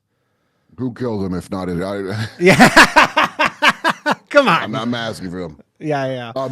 Yeah, no, like I said, when they go, why would they, everyone's dead now? Why would they be? Well, Israel's not dead. It's fighting for its life, as a matter of fact. Sure. I mean, the war just started up again like an hour ago. Oh, yeah, then that bullshit with the Houthis. You know the Houthis have been, the ceasefire happened last year or year before? No, so fill me in on this, because I actually don't know a ton about the Houthis. I know they're Houthi like terrorists. Okay, number one, they're not called Houthis. What are they They're called? like Ansar Allah or some shit. I mean, okay. I'm not going to say that either, but Houthis a lot easier. But they're not rebels. They're the legitimate government of Yemen. Yeah. They control the part where the people live. There's a government that either we or England installed that nobody. The Houthis are the ones running it. That's their country. Yeah, that's their country. They're basically. So is this a regime change in your opinion? Is this is to get Iran? This is to get to war in Iran. That's war in what's Iran? for. Yeah, because I saw the Trump tweet from earlier today, essentially saying any bullet fired by They haven't been Houthis- firing for a year or so. And so Just reported out today. what started it up recently? Because did they not attack some American Israel terrorists? wants to go to war with Iran. That's what Right. started up. Right, and so that's what it is. And so they're essentially just they're targeting the U.S. To basically fight against Israel, who the U.S. backs, obviously. They were, because they were until the ceasefire happened under Biden. Yeah, Biden was bombing them. Right. Then they had a ceasefire, so they're not firing a shot. If they fire one more shot, they will be annihilated. They didn't have a fighter shot. That's bullshit. It's all made up. That's Israel's bidding. So. What I think is Trump made a deal when all that lawfare was happening for those bullshit charges he had to go. Remember they're going to bankrupt him like they did with Alex Jones? Yeah, they're going to bankrupt him. Then they tried to kill him. And then his stock went way back up like the next day. And I remember laughing like he's like the Roadrunner. Yeah. Oh, he's definitely the Roadrunner. He cannot be. That guy could not be taken out. The Roadrunner didn't cut a deal with the widow Adelson and so. That was the deal. I saw people thinking he's blackmailed or something by them, but I don't think he is because he really doesn't do blackmail things you could blackmail him for. No, he's squeaky clean, man. In a weird way. If you had compared to anybody in government except Thomas Massey, who's probably the only honest person, but yeah, he cut that deal. So the deal is we get rid of all the. It's like we're leaving Ukraine our side piece and going back to our first wife Israel, like I said a long time ago on your guys' show. Mm-hmm. Yeah. So, and do you think like this is just because a lot of people voted for Trump under the pretext of no new foreign wars, right? That was kind of the deal. And he, at least Trump 1.0, kind of kept that part of the bargain. Like the word. Well, let's hope they all knuckle under to Trump's threat so that there is not a war. Yeah, how much do you think this is just bluster on his part to kind of avoid war? Versus, do you think he's actually itching for it? I think stupid goddamn liberals think Elon Musk is secretly in charge because they're stupid and they don't understand anything. Sure. But it's actually, he's going to make good on his promises to Israel. That means the Greater Israel Project. That means all that Wesley Clark has that old speech where he talks about the countries that were on the list. So the only ones left are Iran and Iran. They got Syria. Yeah. Al-Qaeda runs Syria, by the way. And Al-Qaeda runs Syria. Really? Who do you think the president of Syria is now? It's just an Al-Qaeda person? He's the leader of Al-Qaeda. Crazy. I didn't know that. Oh, yeah, because Assad's out. Yeah, I forgot that Assad's Yeah, who's that good for? You know what's interesting? I actually, when I went to probably this would have been over 10 years ago now, I went to Turkey.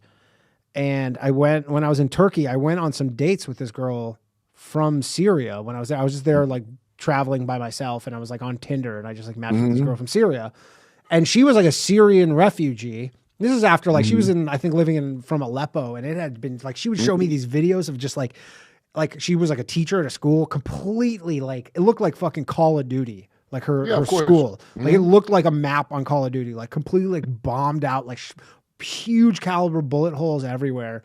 But she was we actually illegally occupied. Oh, I'm wearing the shirt of Operation Timber Sycamore. Yeah, that was Obama's operation. Yeah, and that was what emails to get rid of Assad. Friends with Al-Qaeda. Yeah, but she legitimately is she's we all like Assad, to be honest, and she was a Christian. Yes. She wasn't even a Muslim. She's That's right. The people that don't like him were Sunni terrorist Muslims. Yeah. Why? That's weird. Why are we friends with the crazy terrorists over there, but they're bad? We're deporting a guy here with no actual crime charges. Sure. Yeah, I was. That's really upsetting, dude. After all the woke bullshit that everybody yapped about, one of the worst free speech violations of my lifetime is what he's doing now. Now, do you? Because we were talking about this on the Boys Cast last week. Yeah, I am of the opinion, as someone who considers myself a guest in this country, I'm not a citizen of the United States, right? And me and Ryan actually kind of disagreed on this, where I'm I wouldn't personally, as someone who's not a citizen of the country, hand out Death to America pamphlets. I understand it's protected speech, but I'm of the opinion that I don't know actually what he did or didn't hand out. There are no charges against him. And no, I understand that. Watching, so whatever, if he handed out pamphlets that said that, yeah, you could say that, but I haven't seen anything that proves it. I know there's a motive to lie about a guy who protested for Palestinians. Sure. We don't have to tell you what the motive is there. Yeah. If he did something wrong, charge him with a crime. But that's the weird thing. Well, he's not green card and visa holder. Green card holder that is not a visa. No. Person in charge of that, basically the law says, no, you get all the rights. He's a naturalized resident or whatever they call it. It's a green card. Yeah, he's a green card holder, but he's not a citizen. It don't matter. You get all the rights of. What do you think? You get a second class amount of rights, and I feel I act like I'm a second class citizen here. It's called act like an American because Americans are punks now. Everybody in America. Well, I think that's acting like a Canadian in America. Oh, they turned American. Dude, I'm relentless when I talk to people about stuff because I want to see them say these words. And I've gotten 6 people say, "You just say the words, and I'll leave you alone." I just want to keep my head down and do my job. Yeah, I got 6 people that you know and I know. Oh, for sure. After in comedy. Yeah, well, that's the country, dude. I just want to keep my head in. Wow, rah rah America. Well, how inspiring. That's what the fuck America is now. I just want to keep my head down, do my job. Yeah. And I'm personally not grateful if they kill woke crap. That's just normal reality that I should just get. So that should have been thrown the fuck out. Woke shit. The Palestinian thing's not woke. If you're a dipshit like that pie-faced idiot Jeremy from the Quartering who throws woke in the fucking Zionist thing, nah. That's nothing to do with that. Yeah. That's some fucking side weird LGBTQ shit. Good, get it the fuck out. But don't lie. Tell me a crime if the guy, what do you mean he helped terrorists? And I watched that little piece of shit, Narco Rubio. That's his old nickname from Florida. Good nickname. Solid nickname. No, I didn't make it up. Yeah. Narco Rubio used to live with his coke kingpin brother-in-law, who was later arrested. So he spent all his young years living with this $75 million cocaine empire guy who later went to prison. Yeah. Hey, Marco, are you going to deport your brother-in-law? Because he was a cocaine dealer. Sure. That's a lot worse than a guy maybe handed out pamphlets. What's the charges again? Oh, there aren't any. Yeah. And And and the due process thing, I definitely take issue. You can express any opinion you want if you got a green card, and you go fuck yourself. Well, That's green cards despicable what can be despicable what they did. Green cards can be revoked though. Green cards are not like once you're a naturalized citizen, because there's a whole movement in Canada right now. Yes, the law is the head of the State Department. Yeah. So it's it's the whole government's will doing their bidding of what they've been told by the people that run them, which is our best friend in aircraft carrier in the Middle East. Marco Rubio, that's his call. Yeah. So I watched this sack of shit, this closeted sugar in his shoes sack of shit. Talk to the dingbat from whatever, Face the Nation. Last time she looked like a moron. Yeah, Margaret Brennan. She's talking about how free speech caused the because the Nazis. Yeah, Nazis. That dumb bitch. Yeah. And I'm watching her go, what about free speech? Now we're doing a little game where their roles are reversed. Yeah. Who about free speech? And I watch that stupid, you're a guest in this country. Go listen. If you're upset about someone supporting Hamas, okay, and I don't remember Hamas attacking America ever, do you? No. I do not. If someone expressed sympathy for the Tamil Tigers, I wouldn't say deport them. So what the fuck are you talking about? Yeah. Israel's not our country. I'm not against it existing. I'm not against Israel. I'm against the murders they did in everybody's fucking plain sight. But hey, that's our best friend. They're allowed to do it. Go right ahead and murder all them people. Wherever you want and do all that shit. What choice have we got? Put my money towards it. Okay? I believe in Israel's right to choose. You know? Yeah. Gaza's your womb. Gaza's your womb, and you have to make a tough call and go in there and kill some kids. And we should pay for it. Okay, understood. I'll talk any shit I want about it. Yeah. Number one. Okay? Number two, I'm not jumping on board with this. And any conservative that went along with this, you're a dipshit if you did. This is why the conservatives are so fucking disappointing. We just got done with 12 years of these asshole Democrats doing this shit, and now Trump just did one fucking worse. And people are going to say that dumb fucking shit. Now, not Candace Owens, God bless her. She ain't going to say that shit. Mm-hmm. It's not all of them, but the Zionist dipshits are going to say it. So the PragerU kind of fuckwits, they're the ones that are going to say that nonsense thing about, well, if you're a guest, that means you can't talk about another country that's killing people that you know just because you're related to those people. Now, here's an interesting wrinkle that I've only seen Max Blumenthal and Aaron Monte report on. That guy is an asset of British soft power. Yeah, what is up with that? I was seeing some things about that where he has been vetted by Five Eyes. Yeah, he's been vetted as in no way connected to terror. Right. You don't see England say anything, stepping up to say anything, though, do you? So I know for a fact he was never involved in any terrorist things, and he was vetted before he came to this country. Everything Marco Rubio said. Do you think Marco Rubio tells the truth now that he's in the Trump thing, that he just changed or something? Yeah, he's just like changed, totally new guy. Are you all stupid? I don't know who I'm talking to. I'm sorry.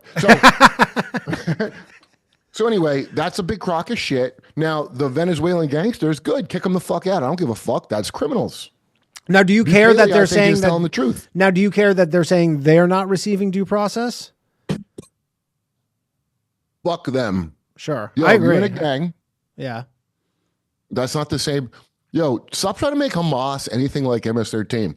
Right. The only person that I know of who really supported Hamas, and I don't mean with pamphlets, is Bibi Netanyahu. It's a verified, unvarnished fact that sack of shit supported Hamas for 20 fucking years on purpose with your tax dollars. That happened. So that means October, what day was it? That's your fault, asshole. I gave up on Hamas back in 2006. I said, I don't think these guys are any good, and I'm not going to support them. But Bibi personally made sure they got money through Qatar. That's how you pronounce Qatar, by the way. Qatar. Yeah, Qatar. And to prevent, and I quote, a two-state solution. Some people are going to try to deny he did that now, but dude, it's already established it happened. And the old argument, when I bring it up, brought up to Avi Liebman, because he called me, do you want to go on Jimmy and talk about Hasbara bullshit? I'm like, Avi, like Jimmy knows about this shit, though. You come on. And I brought up that Bibi paying the terrorists. That's supporting terrorists. Should he be allowed in our country? He's a guest. But I brought that up. He goes, well, do you know about game theory? I go, Avi, shut the fuck up. Game theory. You cunt. As a Jew, that sounds like a very Jewish answer. I go, have you heard of game theory? Nah, Indians will give you that answer. Don't worry. All right. If you study game theory, anyone watching a show, if you're a game theory expert that's going in the government, I hope you die. You're a pox on this fucking earth, and go fuck. I can't say that shit. You're gonna get your show fucked. Yeah, I can't think less of you. If you bring up game theory to me when I'm talking about a goddamn genocide. Now, I don't call it genocide. I don't want to be deported, even though I'm from here somehow. Yeah, you're good. You know who calls it genocide? The fucking Nuremberg laws. I mean, Netanyahu can't go to Canada, or soon to be 51st that guy, state. Look, again, let him do. It's our best friend and aircraft carrier. Okay, kill them people. I guess kill all your sons and daughters in a war with Iran. Go ahead.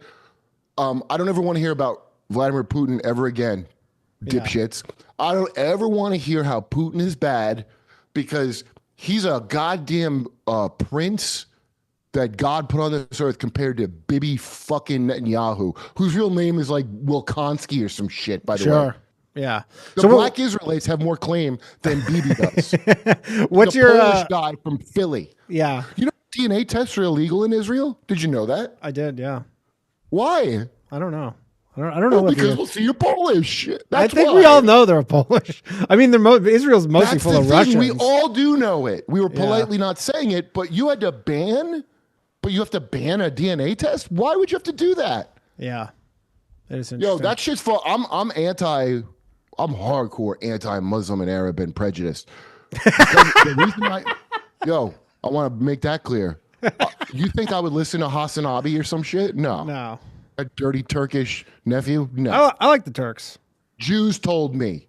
Jews told me what's going on. Sure. The ones that are honest, like the King Norman Finkelstein. And then those psychopaths that are in the IDF came on our TV and they went on TikTok and bragged about their crimes, not just to me, but to your liberal Jewish kids in college.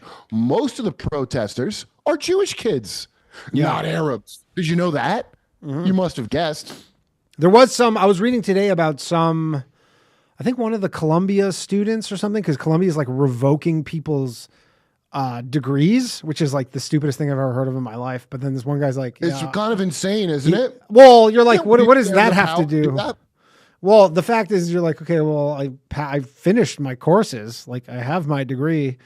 Although I never got my degree from my school because I had a bunch of library fines that I refused to pay. So I just didn't get the piece of paper. But they're like, they're just like, and this guy's Did you like, give the money to Hamas instead? Is that what? Okay, what about, did you see the Brown professor that they also canceled her visa?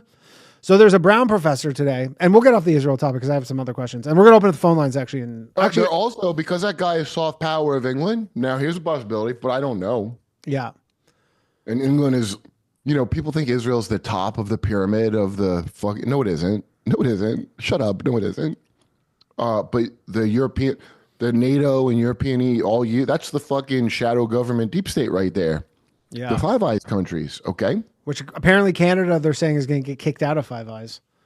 They're bringing that Dave Carney in. Mark Carney. He's why is England not defending a guy who's not a terrorist and was vetted by our alliance of people to make sure you're not a terrorist? Right. That's very strange. Maybe they're just hanging him out to dry. Or... I mean, England's doing some weird shit right now, though, because England, oddly... Because they're against... Okay, look. We've been a commonwealth of them for quite some time. Canada has become a Raj. In India, they had installed rulers. Yeah. That's Canada. Canada was a commonwealth. They're a Raj state now. We're a commonwealth. And Trump said, we're not part of this commonwealth no more. You're going to have to... they would get health care and we wouldn't and all that, and they just canceled NHS, Keir Starmer, the labor guy. Yeah. Because the only reason these assholes got to have health care and all this other shit was because we were paying all the military bills. Right. All of them. Yeah, all of them. I mean, America was essentially defending the entire planet. Yeah, and if you read Tragedy and Hope, which I told everybody to do, it's a long-ass hard book, but the goal in World War I, when Woodrow Wilson was in and when they made the Fed and all that, was to, quote, bring America back in the fold. And that's when they got us back, when they drug us into World War I. If you remember why we fought that war, it was fucking stupid. Like a guy, one cabbage ape shot another one. in a car. Who gives a shit? Why would we go to war for that? Yeah. One animal. I don't give a fuck about any of those people. Why would we? If I lived 1900, I'd be saying that. You know what happened? Under the Sedition or whatever act that Wilson passed, I go to jail. Right. Over some fucking That's when we passed laws. Archduke. Was it the Archduke of Prussia or something? About the America's going to war. We're doing this. It's the same bullshit every time. You think the COVID shit was new or any of this shit's new? They've been doing. I kind of look. I'm a shit. Now, luckily, I don't vote or believe in American democracy, or I'd be terribly crushed. Okay? Yeah. Yep. But I did tell you guys, like, if Trump does any of the shit that I want him to do, maybe I will vote next time because it means it's not completely fake. Well, it's fake. Has he done anything you like? Hey, is anybody mad about Doge? That's a dumb shit liberal near you. They don't like Elon, and they think Elon's running things. Yeah. Right? You know, that's stupid. Bill Burr's that stupid Sig Heil shit. I don't know what in the fuck he's thinking. You know, we've been funding Nazis for 3 years in Ukraine with your money, Bill. You worried about Sig Heil? Yeah. Like real Nazis. Saluted a Nazi. You know, Jon Stewart hung a medal on a Nazi at fucking Disney World. But you're worried. Yeah, I told you guys last time I was there. Oh, right. Yeah. Yeah. You're going to say hi to him, though, right? You're not going to cast aspersions on his waves. No. You really think Elon is Sig Heiling? You really think that's just like the okay hand signal? Remember that bullshit? Remember the guy got banned from Wrigley Field over that? That's right. So that was like the OG, like when the cancel shit started really popping off. Is some guy like literally just did this? If you're even thinking about the hand gesture any of them made, and that's where you're at, you don't know anything. Yeah, that means a lot of people. You don't know fucking it. Go watch sports, motherfucker, because you don't know shit. Yeah. Go memorize some baseball scores. Boston shit, because you don't know what the fuck you're talking about. Yeah. But here's the good news for the dumb shit New York liberals who are, I can't think of who I look down on more sometimes. Okay? Doge is worthless. You know all the cuts? Yeah, they're fun. We're fun. Hey, we're ending Guatemalan DEI. Yay! What's these wacky things they wasted our money on? Sex changes for people's cats in Cameroon. 6 million. Then they tell you the number. It's $6 million. I know it's $6 million. You're like, our GDP is 39 trillion or 29 we trillion. Spend more money than that drumming up fake charges on people on behalf of Israel, motherfucker. What are you talking about? Where's the cut? Steve Bannon was correct. Okay. He goes, yeah, I like this because it was entertaining to see wokies cry. Again, I'm not going to be grateful because you killed off wokeness. I should have had that 10 years ago. That's just something I'm entitled to have done as a citizen, having my rights. So no, I'm not grateful to Trump for that. That's the bare minimum I fucking expect. Sure. That you kill DEI, you get that fucking repulsive flag the fuck out of my face every 5 steps. You know the one I'm talking about? The Canada flag? Yes. So, okay. The budget, the CR, the only honest guy in Congress is Thomas Massey. Agreed. But Trump tried to primary Thomas Massey. Crazy too, because he doesn't. I don't think to the credit of MAGA people, they didn't go for it. Yeah, they didn't go for it.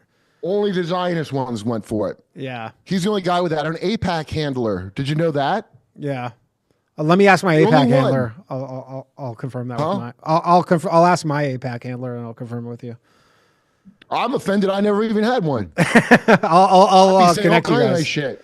Yo, pay me to ignore your murders, motherfuckers. Come on. Yeah. I never get offered the money. It's like they don't trust me to keep my trap shut. Yeah. The CR, that continuing resolution? Yeah. There's no cuts. All they did was cut discretionary spending, but the same amount of money's going out.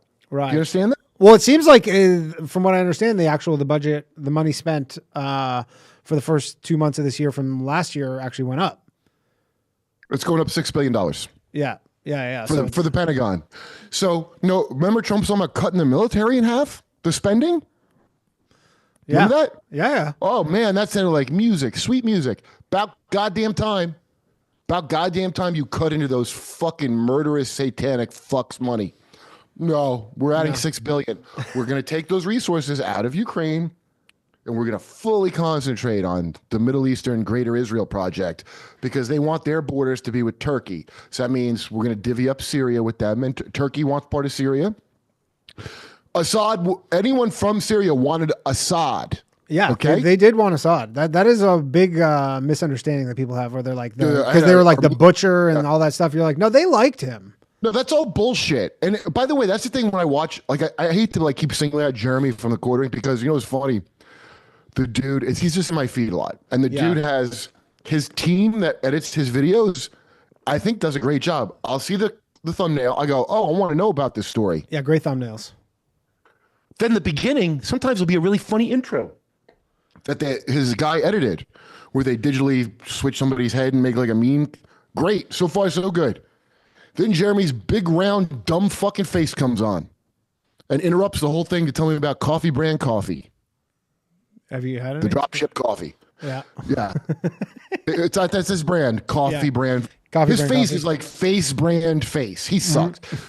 Then I have to fast forward his videos to see the news article, so I just go look that up without him stumbling through it. Like all this production, and I don't even know, he doesn't know anything. Yeah. It's funny, but he'll cover, he must post like 6 fucking videos a day. Oh, he's prolific. Or stories I'm interested in. It's fascinating. Yeah. Anyway, he's take that, woke terrorist. So they don't like Hassan, the dipshit. Yeah, Hassan Piker. Well, guess what? Hassan was right about the Houthis. They're not terrorists. Israel's a terrorist, and America's a terrorist. You know what terrorism is? Like Dresden, the firebombing of Dresden? Yeah. That was to terrorize the civilian population. Remember when they kept saying, oh, this is just like Dresden, that war crime? But the Ben Shapiro, like, oh, arguably it saved millions of lives. He said about Hiroshima and Nagasaki, arguably it saved hundreds of thousands of lives. Arguably? Ben, you don't have it definitely for me, buddy? And arguably. Yeah. Well, we didn't have to do that, by the way. By the way, that's a lie that we had to do that. What, Okay, Hiroshima and Nagasaki? Yeah, but Yeah, hey, they had literally already capitulated. But you know what? Japan was really bad, and they did kill and fuck them a little bit. Okay, so you dropped the one. That's kind of pushing it a little bit. Yeah. And then they drop another one. What was that for? To scare Stalin. We're the ones in charge now, to demonstrate our power. So they'd be too afraid to challenge us. And it worked so well that Russia immediately got nuclear weapons from us. Sure. From stealing. It worked so well. So all the plans of these stupid assholes always fail. Yeah. Oh, yeah. But I want to tell everyone this, and we'll make it real clear. If we go to Iran, in fact, let's say we're going to war with the Houthis tomorrow. We could not win that.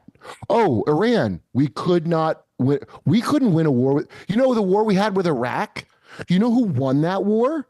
Iran. They weren't even in a fucking war. Yeah. So I mean, America definitely didn't win it. Win. What? America definitely didn't win that. That's for sure. No, the people that wanted the war won, okay? It's just if you still believe in spreading democracy and liberty and these Patriot Act terms that are being thrown around, like it's the year 2000. I used to be a moron that was like, yeah, Patriot Act, yeah, go to Iraq. And a lot of dumb shit liberals, well, they weren't liberals. They were like, this is crazy.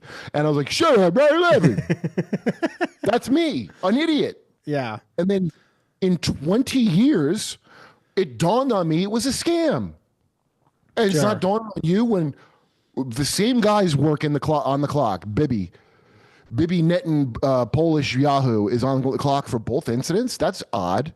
If you worked at a tire store, the loss prevention guy would have an interview with Bibi about why this keeps happening, wouldn't he?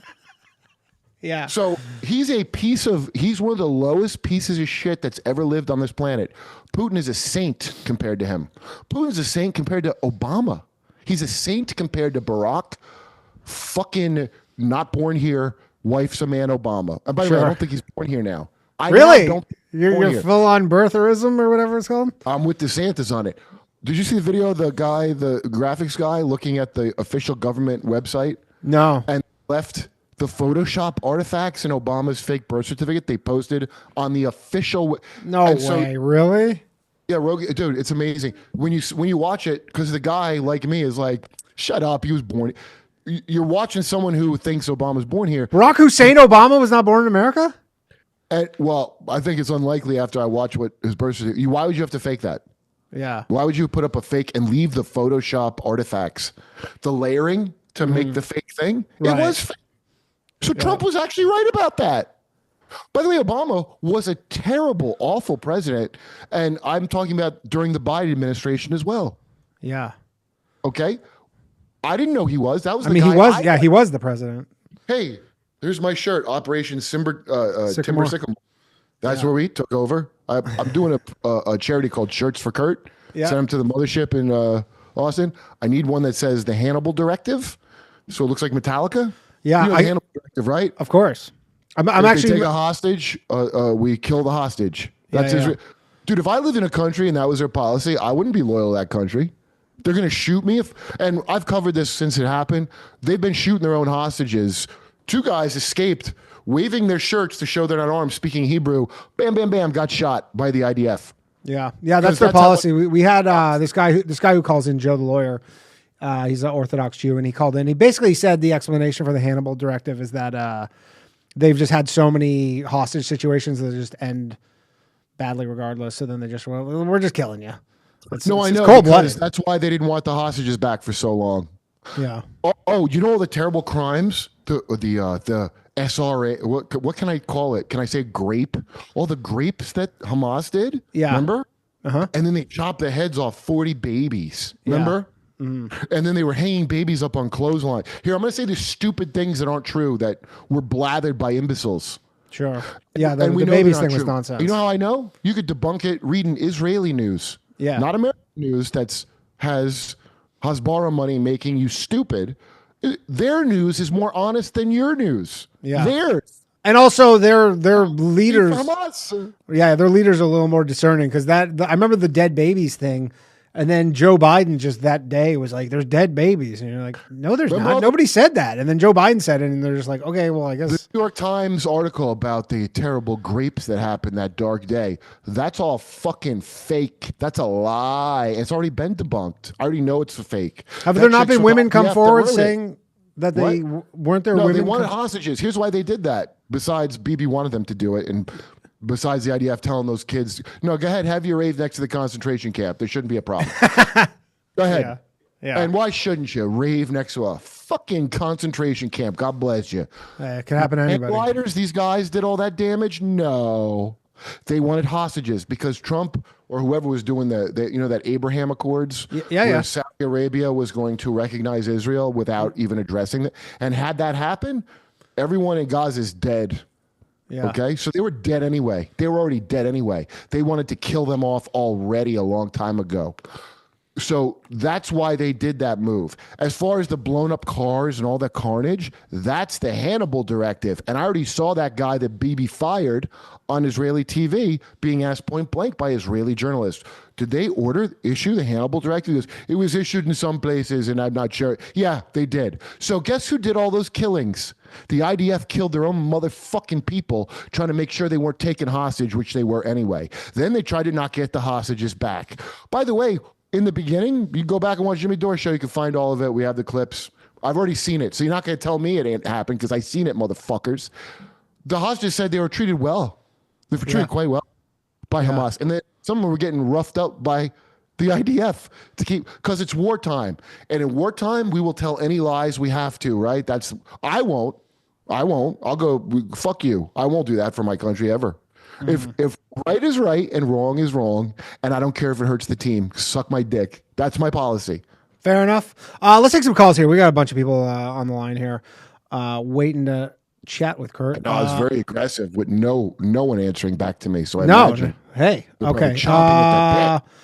First First caller we have. Want to make that clear? What's that? I'm not like Israel can't exist. None of that. Yeah. That. Fair enough. I mean, this is America. You're allowed to have your opinion unless you're a Khalif guy. Hello, you're on Low Value Mail. Who am I speaking with? Hey, my name's Dan. Dan, how's it going, dude? Do you condemn not too bad. Yes or no? Do you condemn Hamas? I was going to make that joke that I start every call condemning Hamas, and I've never called into the show before, so I wanted to get it out of the way. But I just listened to Kurt, and now I don't condemn them anymore. I condemned them a long time ago. I want to make that clear. 20 years ago. Yeah, Hamas, bad guys. When I heard about what they were up to 20 years ago, I said, "Don't give them money." But I gotta pay these condemn guys. Hamas. I condemn Hamas to the flag of the United States. I don't even know how the Pledge of Allegiance goes. I didn't used to do it. This is a weird call, Kurt. I have kurtmexican.com, the domain. I have an idea of what to do with it, but you can also just have it because it's your I wish you had Kurt Metzger with the domain, but a gay-friendly realtor named Kurt Metzger has it. Well, you have is it gay-friendly realtor. You ask? I don't know. I thought legally you had to let anybody buy a house, but sure. Now, are you interested in kurtmexican.com? Man, not if we're getting maybe Kurt American. If you Fair had enough. Fair enough. The golf. Well, That's my probably idea- also taken. My idea was to just do the Drudge Report, exact Drudge Report, but instead of having links to journalists and news media, just have celebrities telling the news like they heard it on a podcast. So just clips. Oh, of that sounds like the talk celebrities down. That sounds like the talk down, the And- show I made with Kyle that we didn't make any more of, but it was celebrities telling you the news and how to feel about it. And But you it would was, pick and choose the state, whatever Trump wants, whatever Kamala wants, whatever the state idea is, you would pick and choose. You'd cherry pick so that hopefully they would promote your website like they did Drudge Report. Drudge Report I never got into because I didn't like that guy's hat. Yeah, I don't like the hat. I don't like the Dick Tracy business. But all of them are like panicking. There's no left or right. If you think that's the other thing that annoys the living shit out of me is like talking about the Tim Pool talking about the left. That's not the left, Tim. You know that dipshit. It's not the left. It's a fucking upstairs, downstairs. That's the situation. Populist versus establishment. That is all there is. Anything else, sir? Sounds like it's a no on kurtmexican.com. That's fine with me. I can let it go. Thanks, man. All right. Oh, So- I did have one Yeah, go ahead. Tidbit. If you guys haven't heard of this, we've all talked about the Nord Stream pipeline as the biggest environmental disaster in history.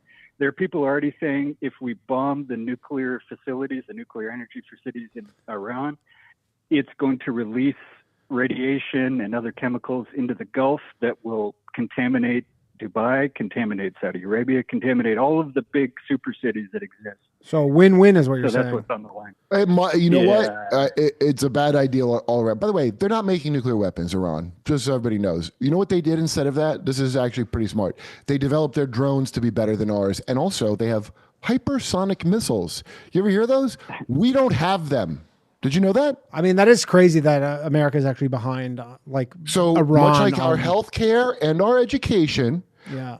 our military, we pay the most money to get the worst outcome. We pay more to have less good missiles that they didn't make nukes. They made missiles you can actually use called hypersonic missiles that go right through the Iron Dome. We don't have Russia has them, China has them, and Iran has them. Who makes them? War, they're going to share them all with people that don't like us. Yeah. And I don't know why people aren't aware of this. I guess because the state of North Korean propaganda that we live in. But we cannot win a war against any of these countries, even without those missiles. And my evidence is we haven't won a war in 80 fucking years. Fair enough. That is a good point. Anything else, our caller? Nope. Big fan of both you guys. Thanks, a lot. man. Appreciate you calling in. Yeah, that is lost on a lot of people when, especially the Warhawks, when you're like, America really has not won a war. They've lost How do you every get war. geared up again after the last disaster? They're all They're one- disasters. I keep joking. I always say that I ask who's in their 20s in the audience, and I tell them we're bringing back the draft, and they're going, and they're not Yeah. getting their way out of it neither. Have you ever seen that video? I've referenced this before, but have you ever seen the video of the Vietnam draft that they did it on live TV in like the 60s? They used to draft people.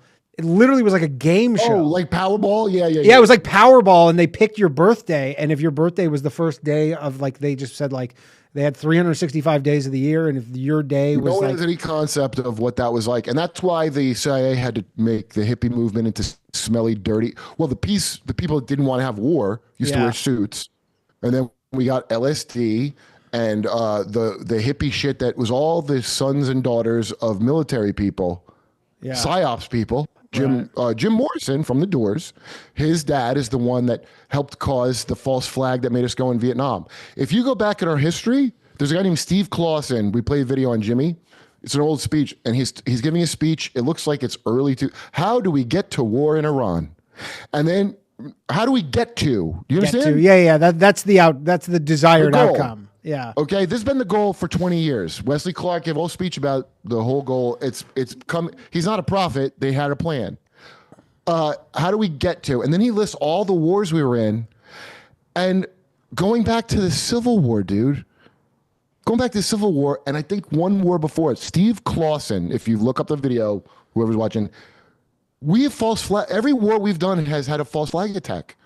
Oh. Every single one. Seems like the except easiest way to get 9/11, to of the. course. The only non-false flag was 9/11, but Vietnam false flag. World War I false flag. Yeah. World War II, they allowed Japan to blow up Pearl Harbor. They let it happen on purpose to get us in the war. He named all of them. I'm like, what in the hell? It was so crazy to hear him saying this shit. A guy in a C-SPAN environment. It's the thing you're not supposed to watch because you're just a normal person who would watch this shit. Right. But the video is there. And to hear a guy say that, I was like, wow, I can't believe 9/11 is the only non-false flag in our history. Amazing. It's that one. Just the one. All right. Yeah, So that one don't have no questions about it. 0 questions. How did that passport remain totally intact? Let's take a call Their here. passport. Luckily, all of them forgot their passports, so the authorities could find them. Just untouched. Okay, we got a call from Josh. Calling from who knows where. He's not picking up. Guys, promptly unmute yourselves. Oh, here we go. Josh, are you there? Yes, I'm here. Are you How's there? it going? How you doing? You are on with Kurt. Go ahead. Hey, I love you, Kurt. You're the best. Hey, buddy. Yeah, I was just under Kurt's advice, watched the J.R. Sweet interviews. Oh, goddamn, And I dude. feel- How was that? Oh my God, insane! Who's J.R. Sweet, for those who don't know? His book sent to me. Emma from Imagination Podcast is sending me copies of his book. But if you want to know what's inside of Mount Shasta, go on I Mormon live Mama. right by there too. I live by Mount Oh. Shasta. You do? But yeah, I live in Southern Oregon. It's not Okay. far. But yeah, I just don't think anything will change until his stories get out. And Who is this guy? Celebrity will, Sorry, can you just and a tell us? celebrity will like corroborate it, like the Hilton girls.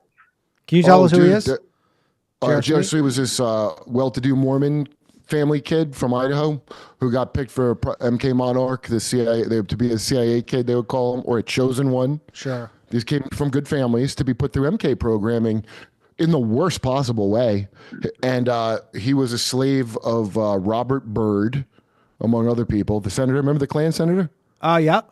Yeah, I remember. The one that Obama and Hillary and everybody went to his funeral and said nice things about, but he's a Klansman? Right. Well, he's way worse than a Klansman. He's a piece of shit. Clip so that. Gerald He was Ford. also picked by Cheney. That's a great quote right there. Wait, say that again? He was picked by Dick Cheney to have Pentagon clearance. Robert Byrd was? No, that J.R. Sweet. Oh, yeah. Oh, by the way, Dick Cheney, if you guys read Kathy O'Brien's book, like I said to read, he has an abnormally large dick. And he makes corny jokes. That explains some things, to be honest. It does. It's so big it makes his mouth droop on by that one side. No, he's a real garbage. See, look, I don't want to be too hard on Israel because the reason that they treat America like that is because we're run by the lowest pieces of satanic Nazi shit that ever lived. I'm not talking about Trump. I'm talking about all the motherfuckers before him. Nothing will change. So we Until save that story Nazis gets after. out. Sorry, say that again. My bad. So what? I said nothing will change until that guy's story gets out. Dude, I said it on Rogan. I look, I didn't want to say I have hope for it, but I'm like, all this disclosure is going to happen, right? No. But here's the good news. It already fucking happened 30 years ago. Almost everything.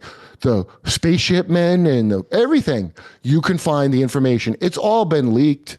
You literally have to just not trust the people that are the official story and just look at everybody's story. And you tell me what makes sense to you. Now, some people are dumb, are going to pick the whatever, but I'm telling you the information. It's like picking peanuts out of shit. And you can do that. Can you get him on do. Jimmy's show? You think you can get that guy on Jimmy's show?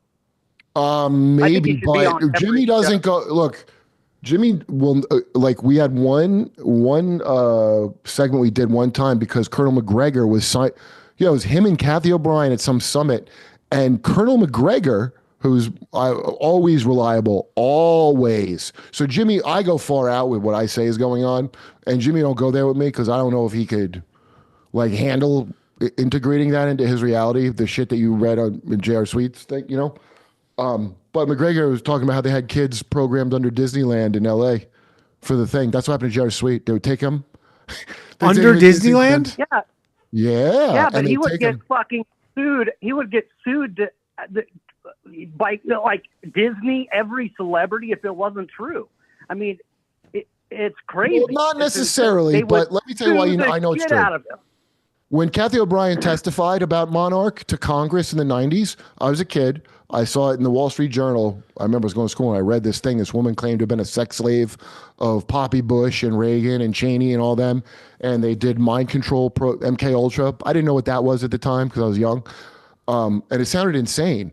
But this is a woman, it's not some Me Too bullshit. It's a woman testifying in front of fucking Congress who then classified the testimony for national security reasons. And her book, Transformation of America, is her testimony. So the fact that they did that means she's telling the truth automatically to me. I don't know what more you need. Okay, this isn't, again, some hearsay online. This is sitting in front of Congress they didn't classify the January 6th shit, did they? I mean, it wasn't even a real thing, but this one, I know they're hiding something. And now you can see it. When people go, is Taylor Swift maybe a psyop? That's my favorite, like, asshole, all the things you like of that. Do you like baseball? Fuckface? Baseball's a psyop. Do you like hip hop or country? That's all a psyop. The whole thing is. The whole thing is. All of it. Insane. So it's not like people talk about like parties, like that's going to change. This is the shit that rules the world. You know? And that's why Bill Burr, my friend who I like, is kind of retarded to bring up, oh, did Ian do it? Did Elon secretly sig heil? Like, that's just such a most dumb sports brain take. Right. No idea about anything. But I don't even want to single him out because Bill's better than most on knowing a lot of stuff. But this is how retarded America is. And it's in Kathy O'Brien's book, Transformation of America, spelled like trance with a C. I can already tell she's telling the truth because what she said in that book from 30 years ago has come to pass. It has happened. Yeah. What everybody's worried about with brain chips, they done did it. They did. They don't need to put a chip in. They don't need to. It's done. Yeah. Social media and drugs, like pharmaceuticals. And it's done by that now. Yeah. I mean, social media for sure. We should probably have explained what was going on to Danny too, but I got. It's fine. I think I got the gist of it. Interesting. Anything else there, Josh? Yeah, just love you both. Kurt's the best. I love Kurt. Kurt is the man. Thank you, sir. Love you guys. I'm honored to have him on. All right, thanks, Josh. All right, let's take a call. We got Carl from where? I don't know, but we'll get him on. Hello. Carl, are you there? Yo. What's up, man? How the hell are we doing, brother, dude? Thank you for being a true trailblazer, truly. I saw you on the page recently, and I saw you've been doing the rounds. I'm like, you truly been doing the stuff. I just want to make it super quick. So the Aleister Crowley stuff, where the boomers were infested with these ancient tribal beats that date back to, where do you think they could date back to the furthest? And do you think it? Wait. Will you tell me? Okay, wait. Ancient tribal what? Ancient tribal beads. Aleister Crowley beats. Yeah, Aleister Crowley Aleister Crowley, all of hip hop worships. He has a quote where he says, we wish to take them from their comfort, and it's something. So it's very anti-Christian, and all these hip hop artists, and even like country artists, really any rock. They got country first. Yo, everybody goes, I don't like country, but I like old country. Everyone says it. Yeah. If you don't like country, they go, but I like some old country. Yeah, Why? they didn't like the pickup truck beer country. They like the mind control country. Garth Brooks mind control. That's what's funny about Segura calling him a serial killer. He probably is, motherfucker. He probably is. They got country first before they ever got to hip hop. Way before. Okay? Way before. Okay, yeah. Yeah. J.R. Sweet talks about Charlie Pride. That motherfucker likes to cut off people's hands. Anyway, No, my the bad. Aleister Super Crowley quick. shit. Like, You know, people think that UFOs is because him, L. Ron Hubbard and the other guy touched dicks in the desert. Well, that's the thing. Scientology. Here's another one. Scientology connected to Aleister Crowley. L. Ron Hubbard obviously created Scientology, but also Aleister Crowley was connected to Scientology, and also Edward Bernays, and also Charles Darwin, and also Edward Bernays, his great nephew, created Netflix. Like, you know that. Really? No, I didn't know that. Obviously. I didn't know that. Bernays is related to Freud, right? Or am I wrong? Freud. Yep. They're actually. Yeah, so this Freud's is very entire. disgusting. I actually just learned this briefly. Yeah. This is going to be wild. But Edward Bernays is a double. He's like two uncles. So like incest on both sides. Edward Bernays and Sigmund Freud. Mm-hmm. Like they. Yeah, they're well, actually connected that's in to that be way. expected. Freud, his entire psychological thing was to gaslight rich Austrian women into believing it's their fault that their dads would force themselves on them. Because for some reason, and I don't know what that reason is, the bottom of society and the top of society both go through the same horrific shit. So, I don't know why. Yeah. So it's but like top the top and and bottom, it's like Yeah. precious, So but it's there's like a versatile. rich version. Damn, I don't know. As above, so below, I guess. But all that magic bullshit, I don't believe that caused any. I hate that stupid thing they say of like, we started seeing UFOs because Crowley did the ritual. You don't think the nuclear bombs we dropped might have caused that way more than guys rubbing their dicks in the desert? You don't think It's pretty powerful to rub your dicks in the desert. atoms might have done it? If that's anything. I mean, yeah, that's like Danny did. Danny just pulled up a great point. Rubbing your dicks in the desert, you and another man. I mean, that probably has a lot Very of power powerful behind stuff. It's alchemy. It's all, dude. It's gay alchemy. Dude, I hate magic. I hate it. It's so gay. Really I don't pretty mean that to powerful. mean lame. Yeah. I don't mean it to mean lame, but it is also lame. It's gay and lame. Yeah. We're gay, gotta be like progressive, literally you have to do though, gay you know? shit. Rubbing your dicks in the desert. Yeah, it's No, but listen to goofing that. without Alright, coming so is the goal. I've been doing some. I'm sorry, I didn't mean to. All right, so I don't want to cut you off like too much, but like, I'll make it super. Hans, I've been doing some deep research. Last time I called in, Richard Grove was on. And we're talking about it's music my and rabbi, mind Richard control. Grove. Yeah, Richard's the man.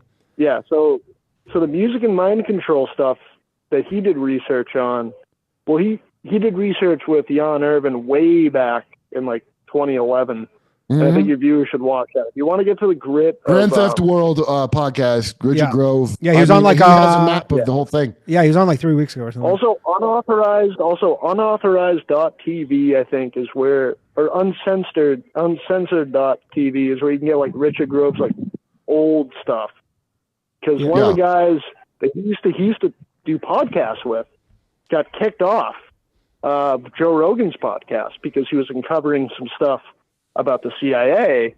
What do you mean he got that they kicked didn't off like. Joe Rogan's podcast? Yeah, what do you, hold on. Elaborate on that a little bit. What do you mean you got kicked off Rogan? Like in the I'm middle of not a kidding about podcast? this. I mean, no, like so Jan Irvin was working with Joe Rogan in the early 2000s, and then he did stuff with Richard Grove later on.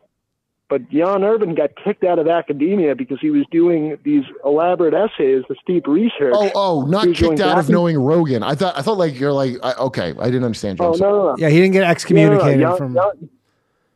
Yeah. So he got excommunicated from the media space. And this is it. I'm not calling Rogan. I'm not calling Rogan CIA or anything. I'm just saying that if you go back, you can actually look at. Well, wouldn't that be a wrinkle in things? Yo, dude, like Rogan gets invited to go speak at J.P. Morgan Chase events in New York. Oh, I bet he turns down crazy checks too. Yeah, because why would they be inviting him to that? Yeah, he's getting like. Unless there's no good reason they would ask him to come do that. It's the same reason why would they ask Hillary or Obama to come speak at Goldman Sachs? Yeah, and they get paid $250,000 for that gig. Who would watch them just yapping for $250,000? No one. Those are bribes, or luring you in to drug you up and get you in some kind of situation. Right. That's how it works. All right, Carl, I got to let you go. Thanks, man. Carl, everybody. We have a question from our producer, Mark wanted to ask you something. Let me just unmute him here quickly because he had a question for you. Mark, are you there? Yo. What's up? What's up? I was just up in New Hampshire on the point of Crowley, and the guy who runs the inn that I was staying at happened to fill us in because we drove by where Betty and Barney Hill were abducted. Oh, yeah? The first abduction. That was there?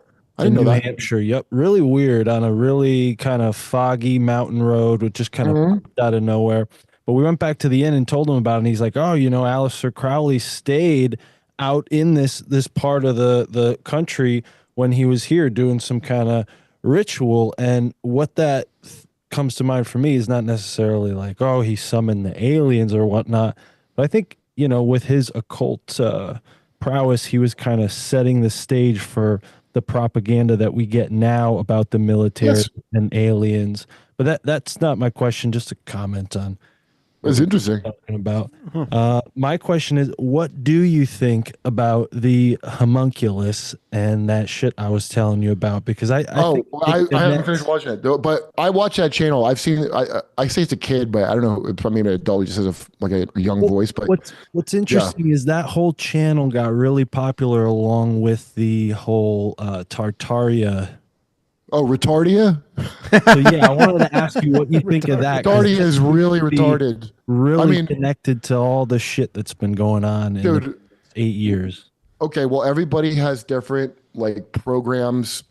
So I think Flat Earth, for example, Retardia, or I call it that because I can't believe how stupid it is. That's now I assume because Flat Earth, I believe, and I'm just spitballing, but I think that's some kind of Jesuit psyop to create a balance to super rational secularism. So the idea is you counterweight the Neil deGrasse Tysonism by putting something so opposite that people will stick to and believe emotion. Because the stakes of a flat earth are nothing. The idea that you would hide that, and no one's ever given me a good explanation of why that would be a thing to hide. What do you get out of that? They're just protecting their valuable resources. The only one that I've heard that made any sense, at least in the past, was that the Vatican promoted the idea so that people wouldn't sail through the Atlantic to the New World. They were keeping the New World a secret for as long as they could. So they promoted the idea that you would just sail off the edge of the earth if you. They might have. Hey, look, maybe they did, and they're promoting it again. I don't fucking know, but it gets real elaborate, and then it'll get to be where there is no such thing as outer space. I mean, space. We live in space, even on Earth. It's just a dimension of where you move in, but. You ever see a thing where they think the ocean is like that Japanese anime world where it's like one unknown continent still, and there's like an ice wall, and beyond the ice wall there's all these islands, and the islands have names like planets, and I'm like, you understand this is not really different than saying space. Sure, it's just a version, political overlay of the thing we already think, but I don't understand to what end. Tartaria, which is, I watch these stupid fucking TikToks of people who had no idea. They're like, look at all these amazing things they used to make. They don't want you to know. Yes, I know brutalism is not good architecture. Anybody who knows about architecture will tell you that's Art Deco and not a. It's mostly like Art Deco shit they're pointing at, but that's just the Atlantis story. That some Russian that comes out of Russia. Talk about propaganda from Russia. That one is. I think so, because the guy who first put that out, and it's the same as Germany putting out their fucking Antarctica or whatever the fuck they used to say. Those weird mythology. Oh, the Mormons. That's a metaphorical overlay of Atlantis as well. It's a lot of these things are just started by these secret, Freemasons and Rosicrucians, all those secret groups. That's proto-intelligence agencies. You understand? The secret handshakes and the signs. That's how we got the idea of modern intel, from those secret groups. They developed it. The occult, the dark arts, that's spycraft and shit. John Dee, who worked for Queen Elizabeth, who signed all his letters 007, that's why James Bond's called 007, was a wizard, and he did intelligence work, because most of it is spycraft. Most of it is deception. Okay? That's what the arts are. They believe all is mind. The whole universe is mind, right? You ever hear that? Hermetic shit? No. Everything is consciousness. The whole universe yeah, is yeah, conscious. I've heard that. Yeah, yeah. Okay, there's another saying, all is mind. It means the same thing. So if all is mind and I can control your mind, then that makes me God. So that's the idea. So if I can program your brain, and this goes back to ancient Egypt and probably way before that. I don't know who taught these priests how to do this, but they know how to program you subconsciously. That's what the secret knowledge that they carried back from the Templars and all that shit. Mind control. The Dalai Lama, you know what the Dalai Lama is? He's a kid who got brainwashed at the age of 4 when they want to put kids in pre-K here. It's a real Prussian concept because you take away from the mom, their kids are in a hypnagogic state. They're supposed to be with mommy and daddy to 5 or 6, okay? But a child in that state, that's directly, we got to get in there and program their brain and get our foot in because that's the vital years. So the Dalai Lama, the priests go find a kid. They follow his genetic line, his lineage, right? They give him the toys. Which one? Because you're the soul of our dead leader is in you. He reincarnates. They've had the same leader for 1,000 years, the same president for 1,000 years. Yeah. But China's bad, but they're good. Okay. They kidnap a kid and they erase his brain because he's not there anyway. He's a 4-year-old, and they repattern him to be the guy like the Dalai Lama, and they don't even wait till the Dalai Lama is dead to do it. That's where you get like bilocation bullshit. Oh, his soul's in you too. And that's how they keep their bullshit going. Why do you think the Nazis and the CIA love Tibetan Buddhism so fucking much? Because of that. It's how you brainwash people. The reason we have school at all, Richard Grove will tell you, I learned this from Rabbi Grove. The fucking Prussian school, they found 70% of soldiers were purposely missing their shots. And they go, we've got to train them to be killers from a younger age. And that's where we got kindergarten. You know that German word? Yeah. That gets inflicted on you at 5? Mm-hmm. Now, I only went to kindergarten, okay? And I already knew how to read and shit, but you're impressionable. Remember when I started in New York, especially pre-K? Oh, I got to be in pre-K.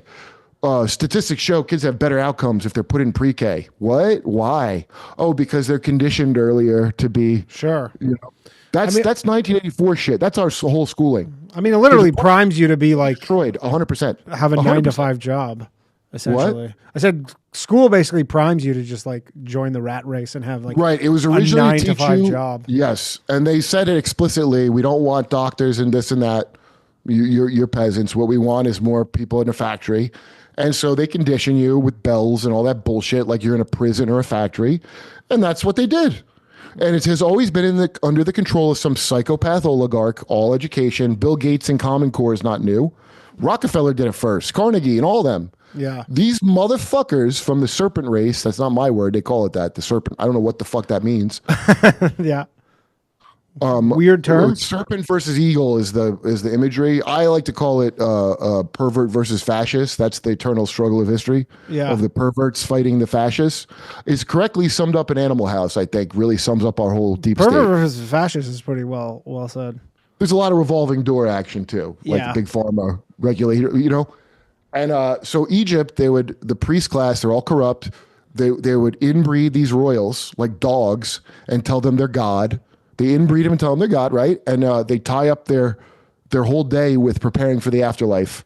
And so they create a society of OCD in Egypt. People go, oh, they were more spiritual. No, they were more easily brainwashed. That's how you build big monuments. You mesmerize a population to do the thing you want. That's the big magnificence of Egypt, is they had such mind control over the people that they could make these monuments. That's the big secret that everybody wants. Human nature, here's the secret of human nature. Programmability, not good or evil. Programmability. Yeah. That's what the Church of Satan teaches secretly to their priests. Mark Passio, who was a priest that LaVey appointed, he'll tell you, he's got great lectures. Look up Mark Passio, and he shows you how baseball's a fucking sigil thing. Everything that you think is normal is some kind of industrialized, occultist, subconscious programming. And that's all that the shit is. Yeah. It's so Bernays, that the other dude mentioned, it called, that's magic. The shit they call PR and whatever, that's what magic is. Did you know that? No. That's what it is. Advertised marketing. Kind of, yeah. It's just mind control. That's what it is. And so like a low magic ritual is like that kind of shit. But a high magic ritual is when you get an entire country on board for something crazy and wrong, like Iraq. Iraq. Yeah, that's what I was going to say. All right, let's take another call here. One sec, please. We got Rick on the line here. Rick, are you there? Yes. Rick, what's up, man? Hey, thanks for taking my call, man. Big fan of you both. Nice. What's up? I got a question for Kurt. Go ahead. Have you noticed that there's like similarities between sort of different kinds of repressed memories that people have, like SRA or alien abduction? Yeah, dude. Do you think that is yes. Well, weird overlap, Do you ain't there? think that that's... Yeah. Well, Yeah, Betty do you and think Barney that's, Hill, what I think, Betty and Barney Hill, those were not aliens. That was some kind of op because they were interracial. And as you know, at that time, we had brought all these Nazis here who may or may not have had the secrets of how to make a UFO and all that bullshit. Yeah. And they were occultists and all that. So we don't even need Crowley for that. That was probably an op. That guy Stephen Greer, who is questionable, I think he says more true things than the other people you'll see talking about this. Oh, I got kind of a crazy opinion on Greer, which is that he's not working for the intel agencies. He's working for whatever the entities are. He's working for what? Whatever the entities are? He's working for whatever like the aliens are, really. Oh, I think he must. I think that's why he's slowly looking more and more like one too. That could be TRT. That could be. Okay, so I was trying to figure out, the thing I don't get is like, why does he know all this? Why is he so protected? He was an ER doctor, so he must come from a good family. Right. And if I ever met him, I would ask him, are you like a Rosicrucian or something? He's probably in some secret society. That's why he would have these connections. He was doing meditation seminars like in the 70s. I think he's into transcendental meditation. Oh, yeah. Oh, yeah. Well, I mean, like I said, and that Sai Baba TM thing, that guy's real culty himself. And I don't know so much about TM other than the kind of, there's a lot of questions around it, but it's very culty, that's for sure. It seems like there's a lot of intel around it to me. Well, I don't want to blank my mind out and leave my body. You know this thing where what I would mistrust, I would never do CE5 because that sounds like a fucking Ouija board to me. I don't really understand it. You get together a bunch of people and focus with this app, which is creepy as shit that it's an app, and then you see some lights? I don't understand the purpose of that. What is the purpose of that? It's very similar to that, I'm sorry, I'm blanking his last name, Chris something. Bledsoe, okay. So, Chris Bledsoe, yeah, he's been on the show. Chris Bledsoe, yes. Exactly. You know that dude Tony Merkel that has, I can't remember his podcast name, but I talk to him from time to time. Yeah. Chris Bledsoe, he doesn't say, because so my girlfriend's mom had the book UFO of God with a picture of like the Virgin Mary or something on it, or I don't remember, maybe it's Jesus. The one his dad wrote? Yeah. Yeah, I have it in the next room over. Yeah, that being he's talking to told him she's Hathor, the Egyptian goddess. So as soon as you say Hathor, the white lady. Yes, Hathor, the Egyptian god. I don't think that's good, and I don't like Egypt. How people like I hate pyramids. Number one, I think that's a symbol. I think it's the intergalactic symbol of slavery, is what I think it is. That's why they love it so much. It's our national scheme is the pyramid, the top down following our orders. National scheme.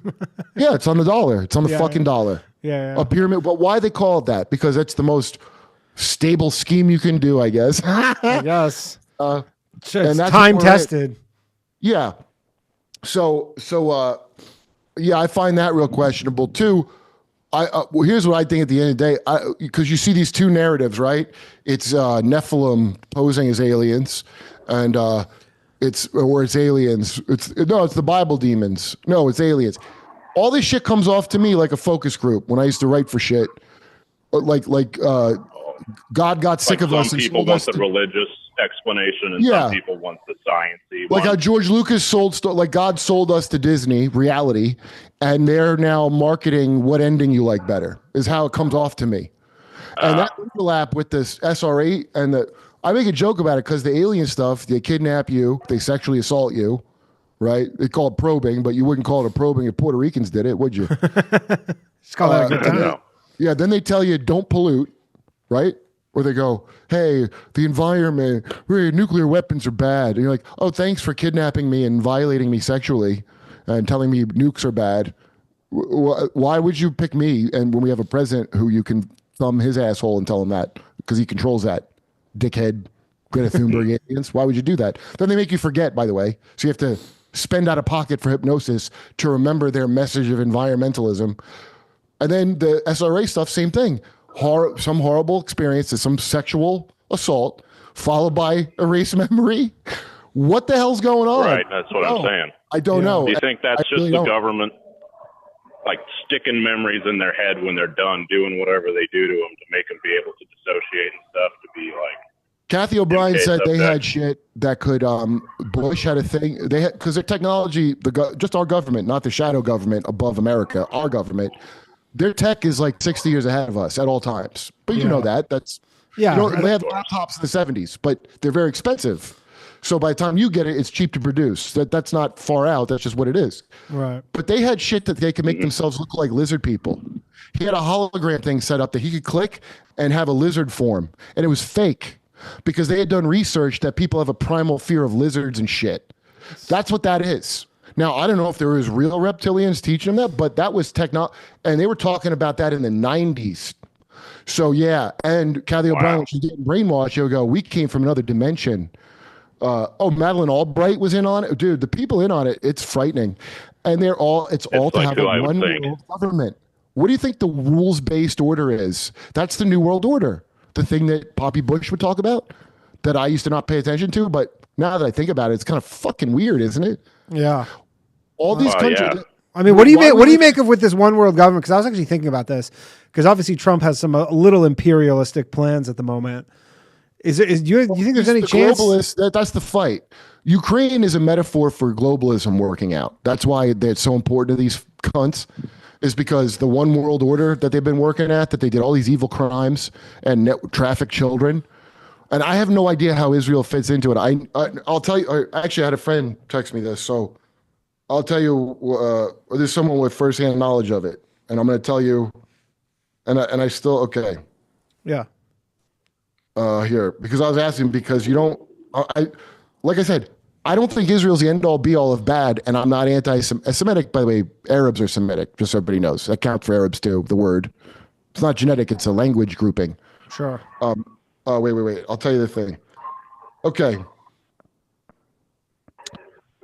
I was asking how it ties in, MK. It ties in because mind control is a driving factor, motivation with all of it. Epstein was procuring the slaves used for the blackmail operations. They would use programmed children to honeypot / blackmail. Wait. The MK children get left out of this story. It's not adults blackmailing these people. It's the children. U.S. children were being used by foreign criminal networks to blackmail American dignitaries. But Monarch isn't totally directly related. Epstein had a network of American MK assets that were for hire by Mossad, etc. It puts the U.S. in sort of a double bind and forces them to bow to Israel. But it's sort of a side note to the big picture. Israel is not overseeing U.S. MK Ultra. It more so gained access to it through people like Epstein, who use it as an additional way to gain leverage. So I got told this by Nathan Reynolds too. This is proprietary technology. So state actors, corporations, they all have their own form of it that they use, and they groom these kids from birth. So here's a good example. Susan Wojcicki from YouTube, who died of turbo cancer recently, because apparently she took the real COVID shot. Who knew? She's the one from the Stanford marshmallow experiment that won the experiment. Really? You're the kids with the marshmallows? With like the delayed gratification stuff? Yeah, so that's the bullshit they tell you, that they had better outcomes because it shows they could delay gratification. It don't show that. It shows obedience. Right. That's what it shows. What if I already got molested as a young kid by my satanic parents and I'm in that experiment and I don't trust you there's going to be more marshmallows? I should eat it now, shouldn't I? That has nothing to do with fucking delayed. That's a good point. Yeah. Yeah, it was agreeableness, obedience. Agreeableness, Fucking yeah. Obedience. And yeah. that's what she was. And her psychopath mother wrote a book. Oh, her sister ran 23andMe and is an Epstein pal. Yeah. Her mother wrote a book about raising 2 successful kids. How you do it? I bet she left out the SRA though. Right. All right, Rick, I gotta let you go. Thanks, man. Rick, everybody. I got some questions from the chat here. We have one from Nito. It says, Kurt, can you expound on what you think is going on in Mount Shasta? A lot of weird stuff up there. Yo, JR Sweet, MormonMonarch.org. the thing that's in there that he saw, it wasn't the Lemurians. Interesting. And then Chinese guys eating babies in there. I'm not making that up. Really? Okay. Well, I'm not, dude. I'm not getting the whole story. Go look at his story. Yeah. It's such J.R. a bizarre Sweet thing that he described, and it was some ritual that he was. And dude, it's fucking. And by the way, there's a lot of Chinese immigrants in northwestern California. So there's this Asian black magic called Gu. Okay. Gu. Chinese Gu. black magic. You put a scorpion. Now, this isn't related to the Shasta thing. It's just a thing that one of these practices. You put like centipedes and snakes and whatever and shit in a bowl, and they kill each other. You seal it, and then you open it up after some amount of time, and whichever the last one alive is, you eat that one, and you get their power. You get the power. All right. These people will eat anything. I know. It's like Fear Factor every day over there. Question from Gib Gladley says, Curtis Yarvin met you at Mothership, said he had fun talking. Do you have fun talking to him, yeah. Do you have any thoughts on his deep right and monarchist positions or other work? Yeah, don't worry. He's not in charge of shit. These nerds are not in charge. Is that what people think? That Curtis Yarvin is controlling J.D. Vance and all that? I met him. He's not. Yeah. The thing about monarchism, we have that currently, everyone. We have that right now. Why do you think that there's 7 generations of people in the same political families? That's called a monarchy, okay? So either shit or get off the pot, I say, okay? Now, here's the thing that he came up with that when I first heard this, I was told it was anti-Semitic. He called it the cathedral, the deep state basically, which is Intel and all the institutions. He called it the cathedral, and back in the day, that was an anti-Semitic. How is that anti-Semitic? Yeah, it's not called. Jews don't have cathedrals. That's right. It's because, and he's hitting on a very good point with that. I don't know, endorse all whatever shit. When I talk to him, all nerds have this thing of eugenic, like, the stupid people can be cattle and whatever. And I had a whiff of that talking to him, but that you get the same whiff talking to a bunch of comedians. Oh, yeah. Super liberal comedians definitely have that. So I wouldn't judge anything that an autistic guy says too hard, other than the cathedral thing is very apt. And my friend Aaron Lobbyist, he goes, yeah, I call it Vaticanization. So all like lobbying, everyone is supposed to be able to lobby. It's not supposed to be just lobbying firms. He explained, this guy came on my show and explained how lobbying worked, and I understood it. What they're doing is taking things where you're supposed to participate and turning them into Latin mass that you can't understand. They're Vaticanizing it. And then they're the middleman forever. And then you're not supposed to do your own research. You're supposed to vote for personalities. So like AOC and whatever. These are all frauds, these people. Yeah. Yeah. But look, all you got to do, it's so easy. You judge by what they do. You have to be honest and look at what they do and try to find out whether I like them or not. I remember 2020 election. Who do you like? I like them all. I bet they're nice. Who the fuck cares who I like? Yeah. Who cares? I'm not a little girl. What did they do? And so far, they all do the same shit. Isn't that weird? Yeah. So you're going to be trapped in the wheel of Samsara forever with this bullshit 2 parties. Now, Canada, just having more parties don't fix the problem, because look at Canada. Right. Right. I mean, there's essentially only 3 parties, and 2 of them one's just a further left version of the one, and then there's just a conservative party, basically. It's all nonsense. Oh, and Pierre Trudeau, he was a piece of shit. I don't know if he's Justin Trudeau's dad or not. He's not. Pierre Trudeau. I mean, he raised them. He pees on kids, or he did. For whatever that's worth. All right, let's take another call here. Let's go to Frank. Frank, are you there? Oh, did we lose him? Oh, here we go. Frank, you there? This is Nick. Oh, Nick. How's it going, man? Good. I wanted to call in when a guest wasn't here, but I thought Kurt might have some funny opinion on the previous caller talked about gematria and how Trump was not going to win this election, and Kamala was, because the numbers didn't work out. I want to know what Kurt's opinion on gematria is. What happened to the numbers? How's gematria relate to that? Yeah, I have the same question. No, it was like at the end of last year. I forget. He was saying like the numbers I don't even remember. Wait, who was? Who was? This was a previous show. Sorry. Yeah, a guest that Danny. I guess I was on the show. Someone had mentioned how like the numbers I were remember that, playing Connor. out. You had that numerology guy, didn't you? No, I've tried to get that guy Zach, I think his name is. He's like the main gematria guy. I've had one guest who always calls in about gematria, but the funny thing is it's always like you can only know, like it's not predictive in any way. It's always just like, hey, this thing happened, and they It's go like not knowing math, but like yeah, just but it's saying never numbers. like tell me the fucking score in like the hockey game like before it happens, and I'll be like, wow, this shit's. Dyscalculia or whatever, the dyslexia of math. Like I can't do math, so I've never. Whenever people are into that, I'm just like bored immediately. Right. Well, it's just like seems it's to me never like homework. They act like it's predictive, but then they're always like, "See, this thing happened, and look, these numbers, and blah blah." blah. You're like, "Okay, well, tell me what's going I think to happen." All that then. stuff is leftover slave programming going back when they invented it. It's like just like astrology is like predictive programming. Supposedly, okay, yeah, you can't be affected by the stars, but why not? Because chaos theory, right? The butterfly flapped his wings and a dinosaur, blah blah, Jurassic Park. Remember that? Yeah, of course. Okay, so if a butterfly flapping its wings could create a cause and effect storm like that, why the hell couldn't a star having a solar flare somewhere cause a chain of events? So I don't see why it's impossible, but I wouldn't live my life according to it because I think it's some kind of. I agree with that Jazz Jabroni guy, Jason Giorgiani. It's some leftover slave program from back in the day, and it's a thing to let everybody know their place and where they're supposed to be, and that because sometimes it is accurate in certain ways, but I think that's what it is, like a predictive program. It reminds me of that stupid Bible code. Remember that famous book from the '90s, the Bible Code? It was like some rabbi wrote it, and he's just like, "Yeah, look, I found all these like prophecies," and you're like, you're like, you took a text with 10 million letters. You're like, you can find anything. Yeah, right. You can use letters to make any words. Yeah, but you're like, yeah, you can find anything you're looking for with that many letters.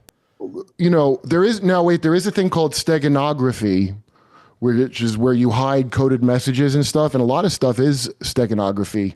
Dark Journalist channel, he goes into really interesting stuff with it. But I don't really understand gematria or see the use of it. Even like, 666, the mark of the beast. Yeah. That's gematria. That's what the fuck that is. 616 is the correct number, by the way. It wasn't 666. Really? Yeah. So it doesn't really matter, though, because all these people now in their conscious have 666. So now that's the number. And probably that's how it works. See, they got to just chain a bunch of consciousnesses together to project reality, because you're both a projector and an observer. So it's like a peer-to-peer server. If you play a role, like I have a PlayStation, right? And some games they cheap out, instead of a big server, they get peer-to-peer, where they use your machine to generate the game world, and it chained up with a bunch of machines. I think there's something like that going on with people.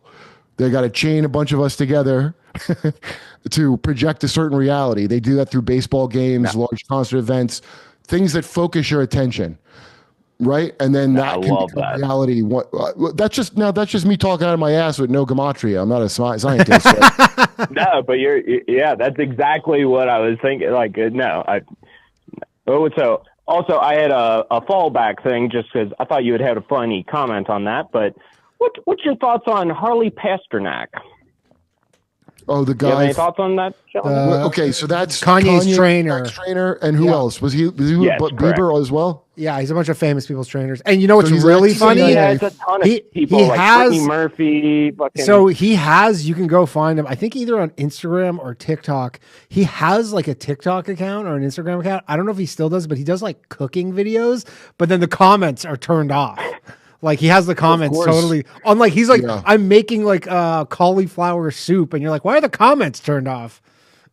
Yeah, because he's a handler. He's a fucking handler. I mean, it's not funny. He was like Canadian intelligence or something. There is no such thing. He's like CIA, but Canadian. Yeah, he's Canadian, but he lives in LA. He escaped earlier. He works for the CIA. That guy. All these stars.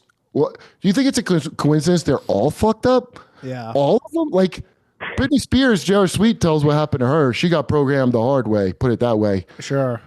I don't know about the clone shit they say, because if you dissociative identity disorder someone, which is what they would do. Yeah. Yeah. Oh, it's a different person. Must be a clone. No, that's a mind controlled person. Is what it is. Again, mind control is not fanciful. It's just a normal thing that you've seen your whole life. Right. It's a normal thing.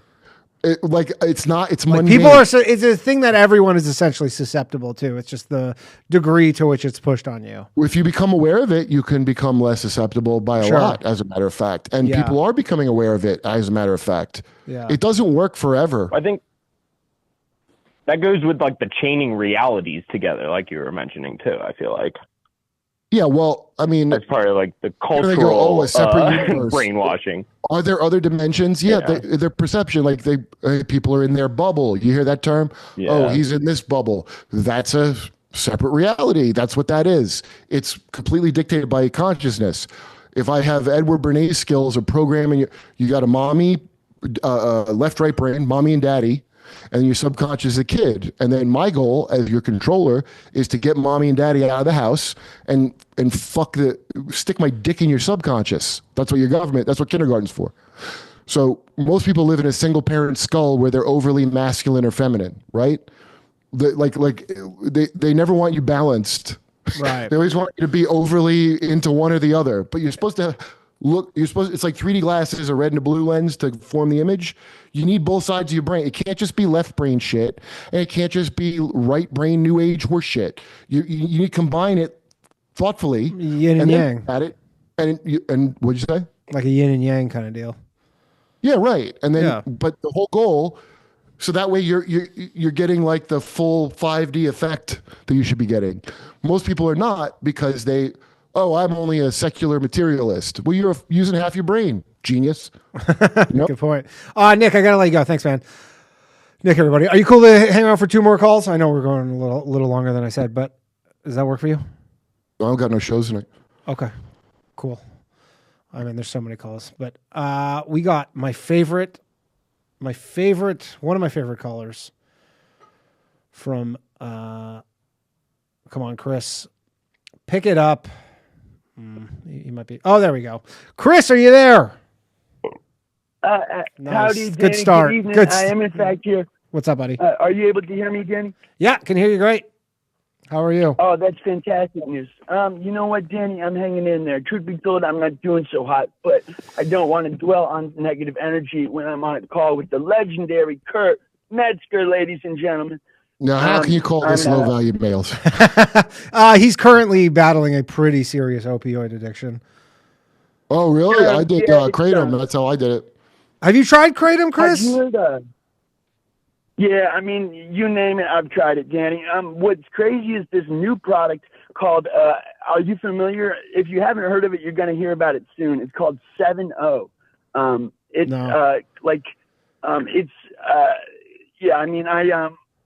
Kratom's been in my tool belt for withdrawal strategies for years now, and it has limited, utility. It's fine, but like you're gonna go through some pain. Yeah, I was on Suboxone. Anyways, this new product is called 7-0, and there was Kratom extract previously. This is Kratom extract on steroids, and people talk about it like it's a legitimate oxy substitute. However, it's being sold at smoke shops across the country. That's not good. And when I say that, if you haven't heard of it, you're going to hear about it soon. It's because, without a doubt, no question, it's going to be one of these, just issues that gets a lot of attention, particularly in red states where, it's no joke. It's like an oxy substance. Have you taken it? I've tried it, and I mean, my opioid tolerance is fucking sky high, and even I was like, chilling, and had that warm blanket feeling for sure. However, so you hyped me up prior to me answering the phone call, and I'm not sure I'm a big fan of that, Danny. You make me have to live up to these high expectations, and no expectations. Chill, dog. Okay, right on. Well, your voice sounds like shit right now, though. I'm sorry, what's that? I said your voice sounds really raspy.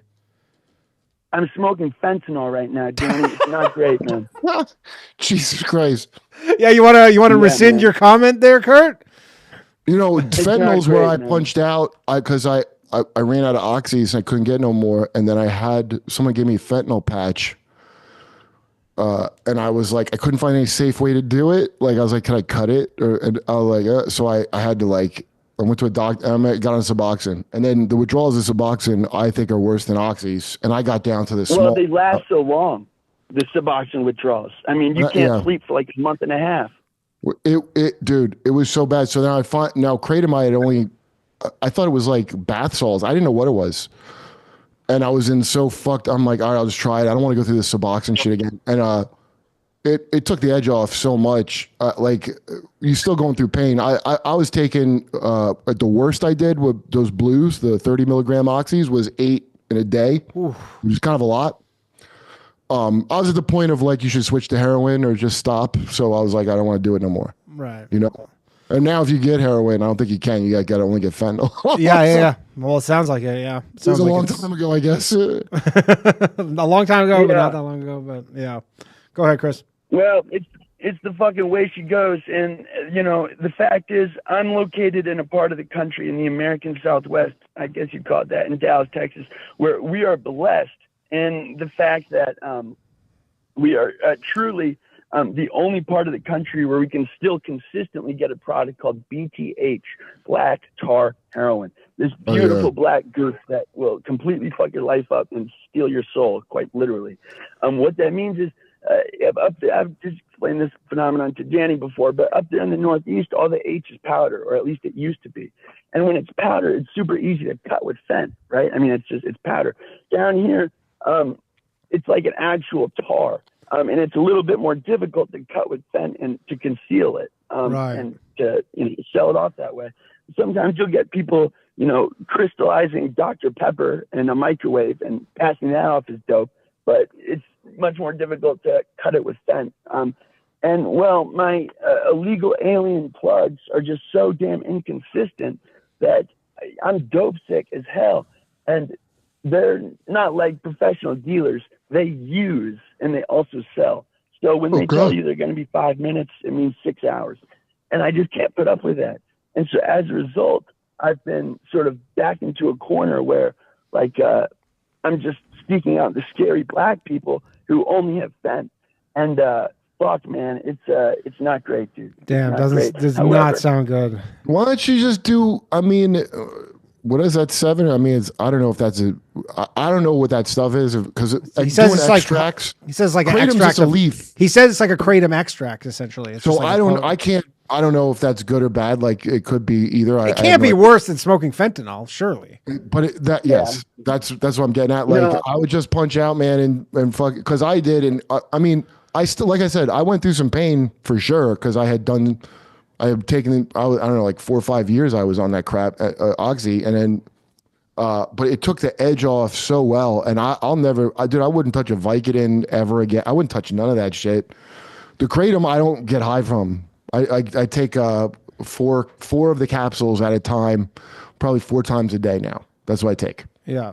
And if I stop taking that, I'm going to not be able to sleep for sure. And I'll probably have some effect. It will be nothing like what Chris from D-Town is going to go through coming off of this. Nothing. And it's just way better. And people I know, I talked to about it and they used it to get off. Like I said, you sound like you got a massive habit. But I don't want to be on that shit ever again, dude. I don't envy that feeling. It does not sound pleasant. And quite frankly, Danny, when you called me, you asked me how I'm doing, and I answered your question honestly. But I wasn't trying to take it in a negative. No, not at all. I was genuinely asking how you were doing. Wait, why do you take it? Like, how did you get on it? Same story as everybody. 83% of heroin users started by using prescription painkillers. And I had the same story. I played soccer in college. I tore my ACL. I got prescribed Dilaudid and off to the races. You know? Oh, yeah, Dilaudid used to be the strong one, right? That's like the synthetic morphine. Big time. Yeah. I already knew Oxycontin was heroin when I started taking it. I can't blame that family. The Sacklers. Yeah, I can't pin this on the Sacklers. When I took it, it was specifically get fucked up because they had no Tylenol. You know that Tylenol that makes you go deaf that they put in on Percocets and shit? Yeah. This is just opiate. So yeah. But, you know, with I got to be careful what I say, of course, and obviously I want to be mindful of Danny's channel integrity. But when there was all of that phenomenon right after the Luigi Mangione stuff, and people were speculating like, oh, are we going to see some copycat stuff? A part of me did have that like Sackler family in the back of my head, like, I hope somebody's thinking about it. Oh, I bet you they have real security. I love, because especially maybe before I left New York, like every fucking dumb shit liberal, again, I attack conservatives, so don't get mad at me, but every dumb fuck liberal knows the story of the Sackler family. And I like to say, now hold that in your fucking head for 2 seconds, that thought, and apply that to the COVID vaccine. Genius. Yeah. The same unreliability of the Sackler family applies to all the other drug companies. What do you think? We just got the one bad guys? But the other one, the experimental vaccine that you can't sue over, the Sacklers got sued, did they not? You can't sue if you got injured by the experimental vaccine that they didn't test properly because they emergency approved it. So I'm amazed at the level of, it's always Democrats. They all know about the Sackler because they watched the documentary and that was a good liberal thing to know about.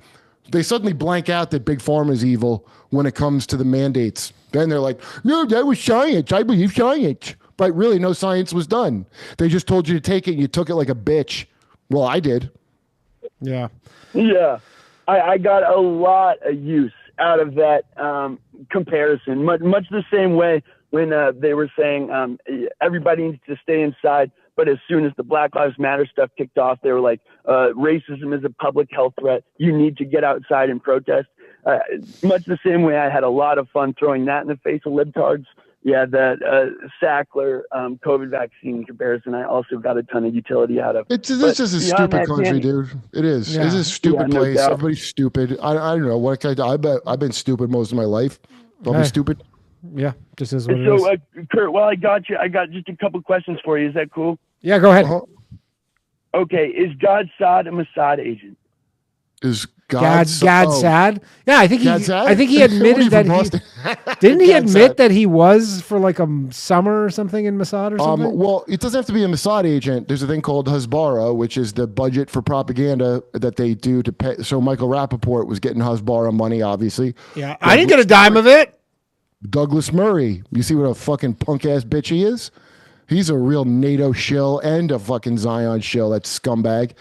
And that's surprise there. Money. What? No surprise there at all. Yeah. So look, the way, to be an asset doesn't mean you're a member of the agency of any of them. All of them will work with all kinds of people to pay them off for their ends. And you can watch these ex-Intel guys tell you this straight up. And they'll work with child traffickers and people that sell black tar heroin, whoever. And because they're following orders and they're like, well, this is I'm doing my duty. And for the nation. The reason we have mind control is to make sociopaths, because a lot of soldiers don't want to kill innocent people, believe it or not. Right? A lot of people don't want to do war crimes and fucked up shit. So we need to find a way to make Manchurian candidates.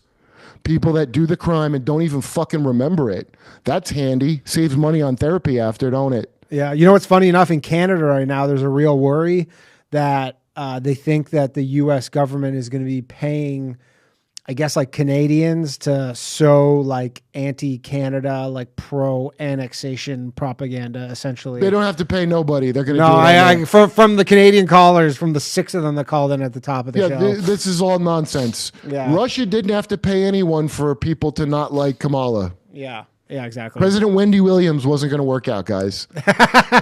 Okay? Rats. Because I'll have imbeciles tweeting at me, oh, but I didn't even vote. I told you I don't believe in this shit. But they'll go, oh, whoa, Trump's not good. I'm like, I didn't say he was good. I said, we definitely can't have Kamala. No. She was raised in Canada, so that should disqualify you. I mean, I don't know. Being not born here is what would she be even up to right now? Probably starting wars. No, she would be having, instead of Trump getting us into Iran, she would have got us into Ukraine all the way. But dude, the New World Order's coming whether you like it or not. You get to choose the white square or black square of Masonic duality, and that is all you will get. Yeah. That's the plan. I don't know. Like I said, I believe in God, so I don't have those kind of. Good thing I do, because you're fucked if you don't. I don't know what the fuck. I guess. Believing your gender. Yeah. All right, Chris. I gotta let you go. I got some more calls. I got so many calls. Can I get one more question? Yeah. Go ahead. Yeah. Quickly. Okay. Do you remember, Kurt, in October of 2023, when the Israel bombed the Ali al-Arabi hospital, and there was all this speculation for weeks where back and forth, like, they didn't bomb it. Nope, that's a false flag. And it's just so funny how there was back and forth for weeks of this defensive. There's no way it was bombed by Israel. And now it's like every hospital in Gaza is bombed. Now it's been completely carpet leveled. Yeah, I do remember that. That is funny as shit. I do remember that. It's just I funny remember to think watching how hard they went defending it. And it's like, your word is nothing, you know?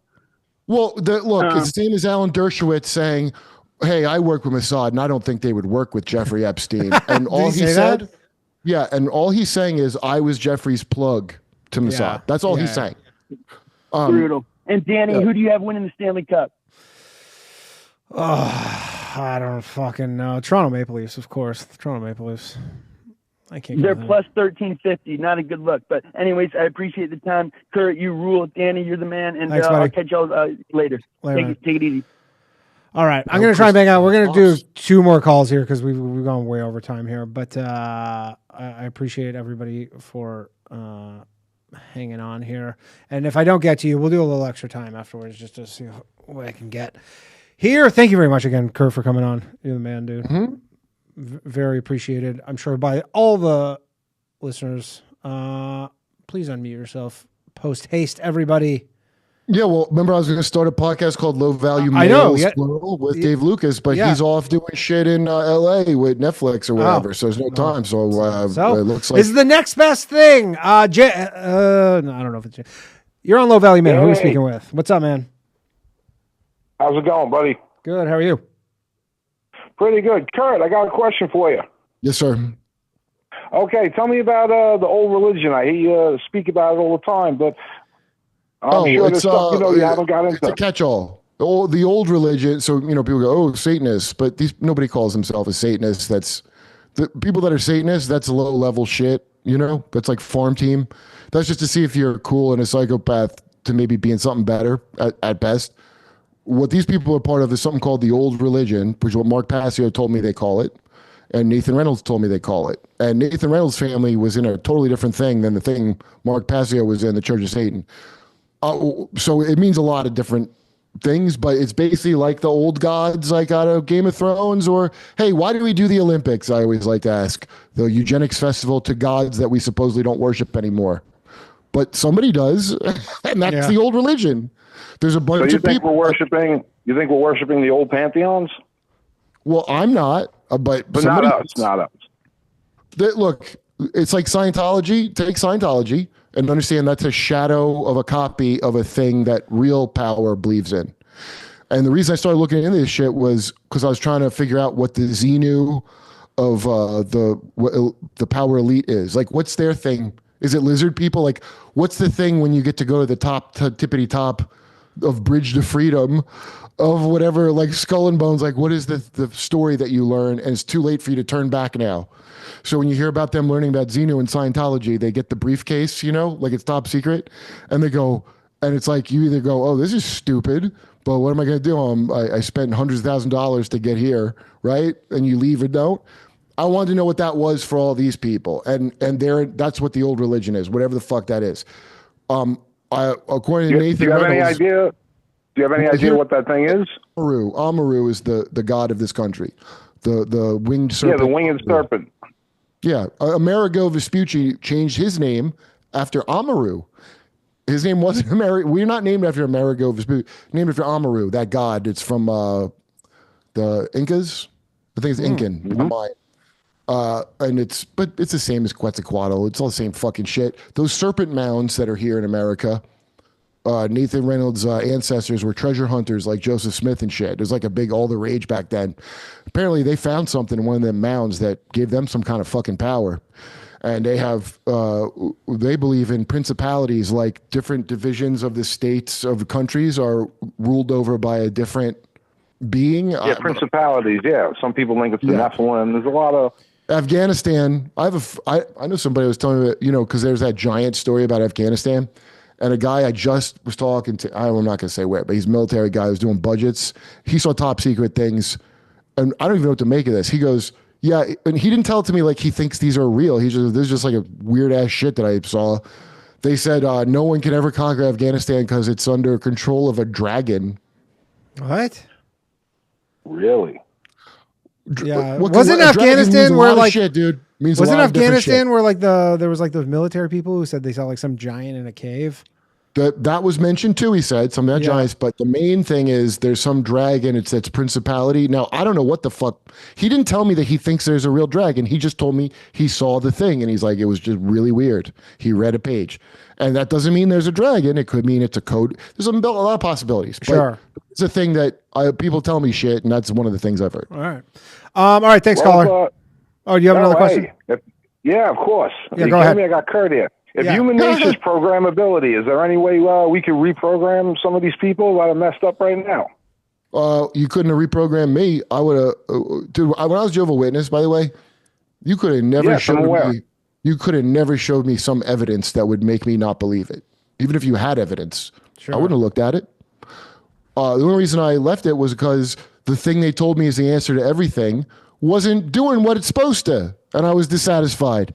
So that's how you once people get fed up, they get deprogrammed. And so it's kind of collapsing. Look, if you act like the Soviet Union, which is what the West is doing, if you act like that, you're going to collapse just like the Soviet Union. Like Michael Malice's book, The White Pill. This shit's going to collapse under its own weight with or without any savior figure coming because it sucks. That's a fact. Historically, it always does. And so you don't got to deprogram shit. I have a disclaimer for my new podcast, and I have Matt Damon from The Departed. I'm trying to figure out how to put my face over his face, where he goes, listen, fuck stick, you don't got to trust me. Just listen to what I'm saying to you. That's my attitude about telling people shit. I'm not going to walk through the 5 stages of grief with you because you heard the truth and it upset you. I'm upset. That's why I'm blurting it out like an asshole. I'm just going to say it, and I don't care whether you believe it. But because here's why. People told me the truth 20 years ago. And I was like, shut up. But guess what? Now that I know they were telling the truth, I remember it. So that's all. Yeah. You know what I mean? You'll remember I said it. You don't need me to convince you. Time will tell you that I'm telling the truth. Time and nature, I guess. The rub is by the time you figure it out, you're in your late 40s and nobody gives a shit about you. So that's the rub. A new generation of suckers who forgot Vietnam and Afghanistan and Iraq and all those things, who bright-eyed kids who are going to go out and believe in this horse shit because they were taken out of the home at 5 and indoctrinated like it's North fucking Korea. And that's how the scam keeps going. And then you get your legs blown off guard in a poppy field for a boy fucker, and then we install Al-Qaeda in Syria that you just lost your fucking legs to. And then you find out later that's the scam. So you can't convince nobody of shit. They're gonna learn. They're gonna fucking do it on their own or not. Yeah. Well, Kurt, what's your new podcast? The Derp with Kerp. The Derp with Kerp. Is it out yet? Straight Derp. Straight When's that coming out? I'm recording them now and then putting them out.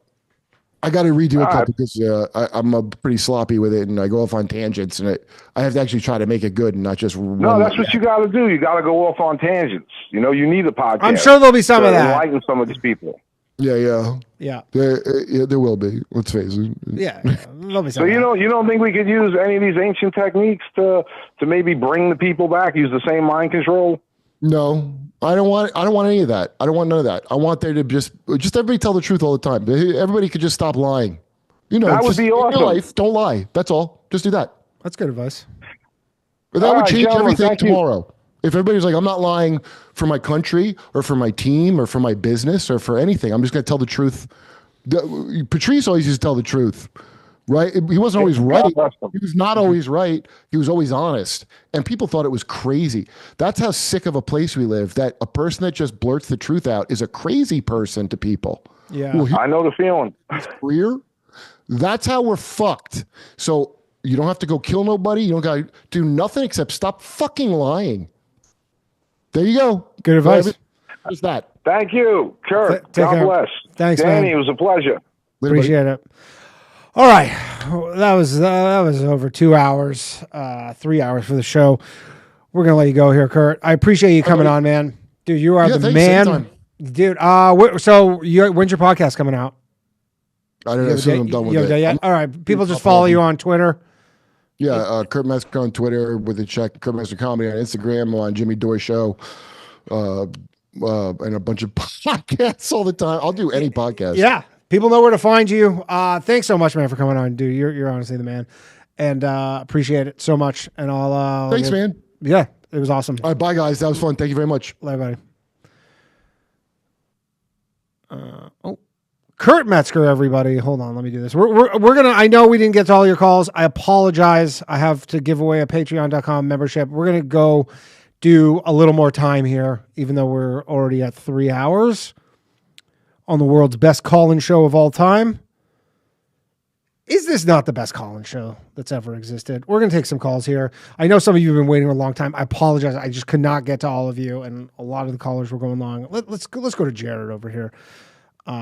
He's been waiting patiently while I give away a Patreon.com membership. We'll do another. I'm going to go until my bladder is about to burst. We'll do that. Jared, are you there? Yes, sir. What's up, man? Thank you for waiting patiently. I, again, apologize to everybody who's waiting, who didn't get to talk to Kurt. But what's up, man? How you doing? No, I just want to say you're doing great things, and I had a little something. Yeah, what's up? You know, I try and bring notes when we get on here. Yeah, so go ahead. I wanted to briefly discuss Mahmoud Khalil and his 4 years spent at the Syrian embassy in. Is he England. Syrian? He is in fact Syrian. No, he's not. From what I understand, I don't think he's Syrian. He's an alleged Palestinian. But he's not. I thought he was not. Narrative. Oh, okay. I thought he was not Palestinian. I could be wrong. I thought he was somewhere else, but maybe he's Palestinian. Maybe I'm wrong, but yeah. Good. Allegedly, he worked at the Syrian embassy. So yeah, the idea is that he's got MI6 connections, and it just so happens that the individual who is the dean at Columbia at the time during this whole escapade is a former member of the IDF and the 8200. Are you familiar with the 8200? I'm not, no. So the 8200 is a Israeli intelligence arm of the army, and what they do is they engage in online like bot farms, like when you sure, hear like Russian, yeah. This is like online. This is what they do. Yeah, 100%. So the gal who was or is the dean is IDF and 8200. So 8200, they're responsible for extortion, blackmail, Pegasus. Okay. Yep. So Pegasus was formed by the 8200. And what this gets into is this whole thing is just like it's I believe Alex Jones. It's a segue, but I believe Alex Jones and he's controlled opposition.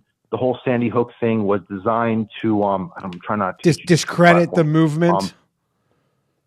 Correct, and implement precedent to go after Americans for saying certain things and undermine free speech, which is where we're getting into this same scenario where we find. So here's where I disagree with you, and I disagree with Kurt because you said something specifically there that I want to hit on. You said undermine Americans. Sure. This guy's not an American. Well, what I'm saying is because there's no and again, maybe this is the slippery slope, quote unquote, where you're going to see Americans start getting I don't know, exactly. renditioned or whatever the fuck. But go ahead. Yeah, this is just that's my essential point of contention. This is because the First Amendment applies to Americans. Now people want to say, hey, this should apply to people in America. My contention is that it's not. It's it does apply to Americans, and there has been zero legal repercussions for Americans, in terms of actual like charges or anything like that. But this guy and this today the teacher or whatever, or the doctor from Lebanon or whatever, like they're not Americans. So, what I'm saying is he's literally MI6 and an operative, and he was brought in order to create a precedent in the same way that Alex Jones was. Alex Jones he's controlled opposition. So the idea is what they're doing is they're making it so that certain freedoms are going to be questions. And this goes back to the previous conversation that I had on the bathhouse with the gentleman before about the false flag terrorist in Australia that turned out to be fake. Yeah. And what they did was in the wake of that 3-month period, they passed anti-hate speech laws that specifically targeted anti-Semitism, and it goes into this thing that Trump is doing, and I wanted to segue that into talking about the ADL and Leo Frank, but what we're seeing you only have honestly 2 minutes. There's like so many callers that I need to get to. Yeah, so I'm sorry. Okay, so you can call in tomorrow night on the bathhouse though. Yeah. I can do that. There's just an infringement going on freedom of speech, and to get into that, what I'm going to do is I'm going to speak about a few people who went on to be important individuals at Google who are members of the 8200. I got notes. I'm sorry. I'm just trying to get to them properly. So the 8200 is a spy organization. It's a creation of Hamas.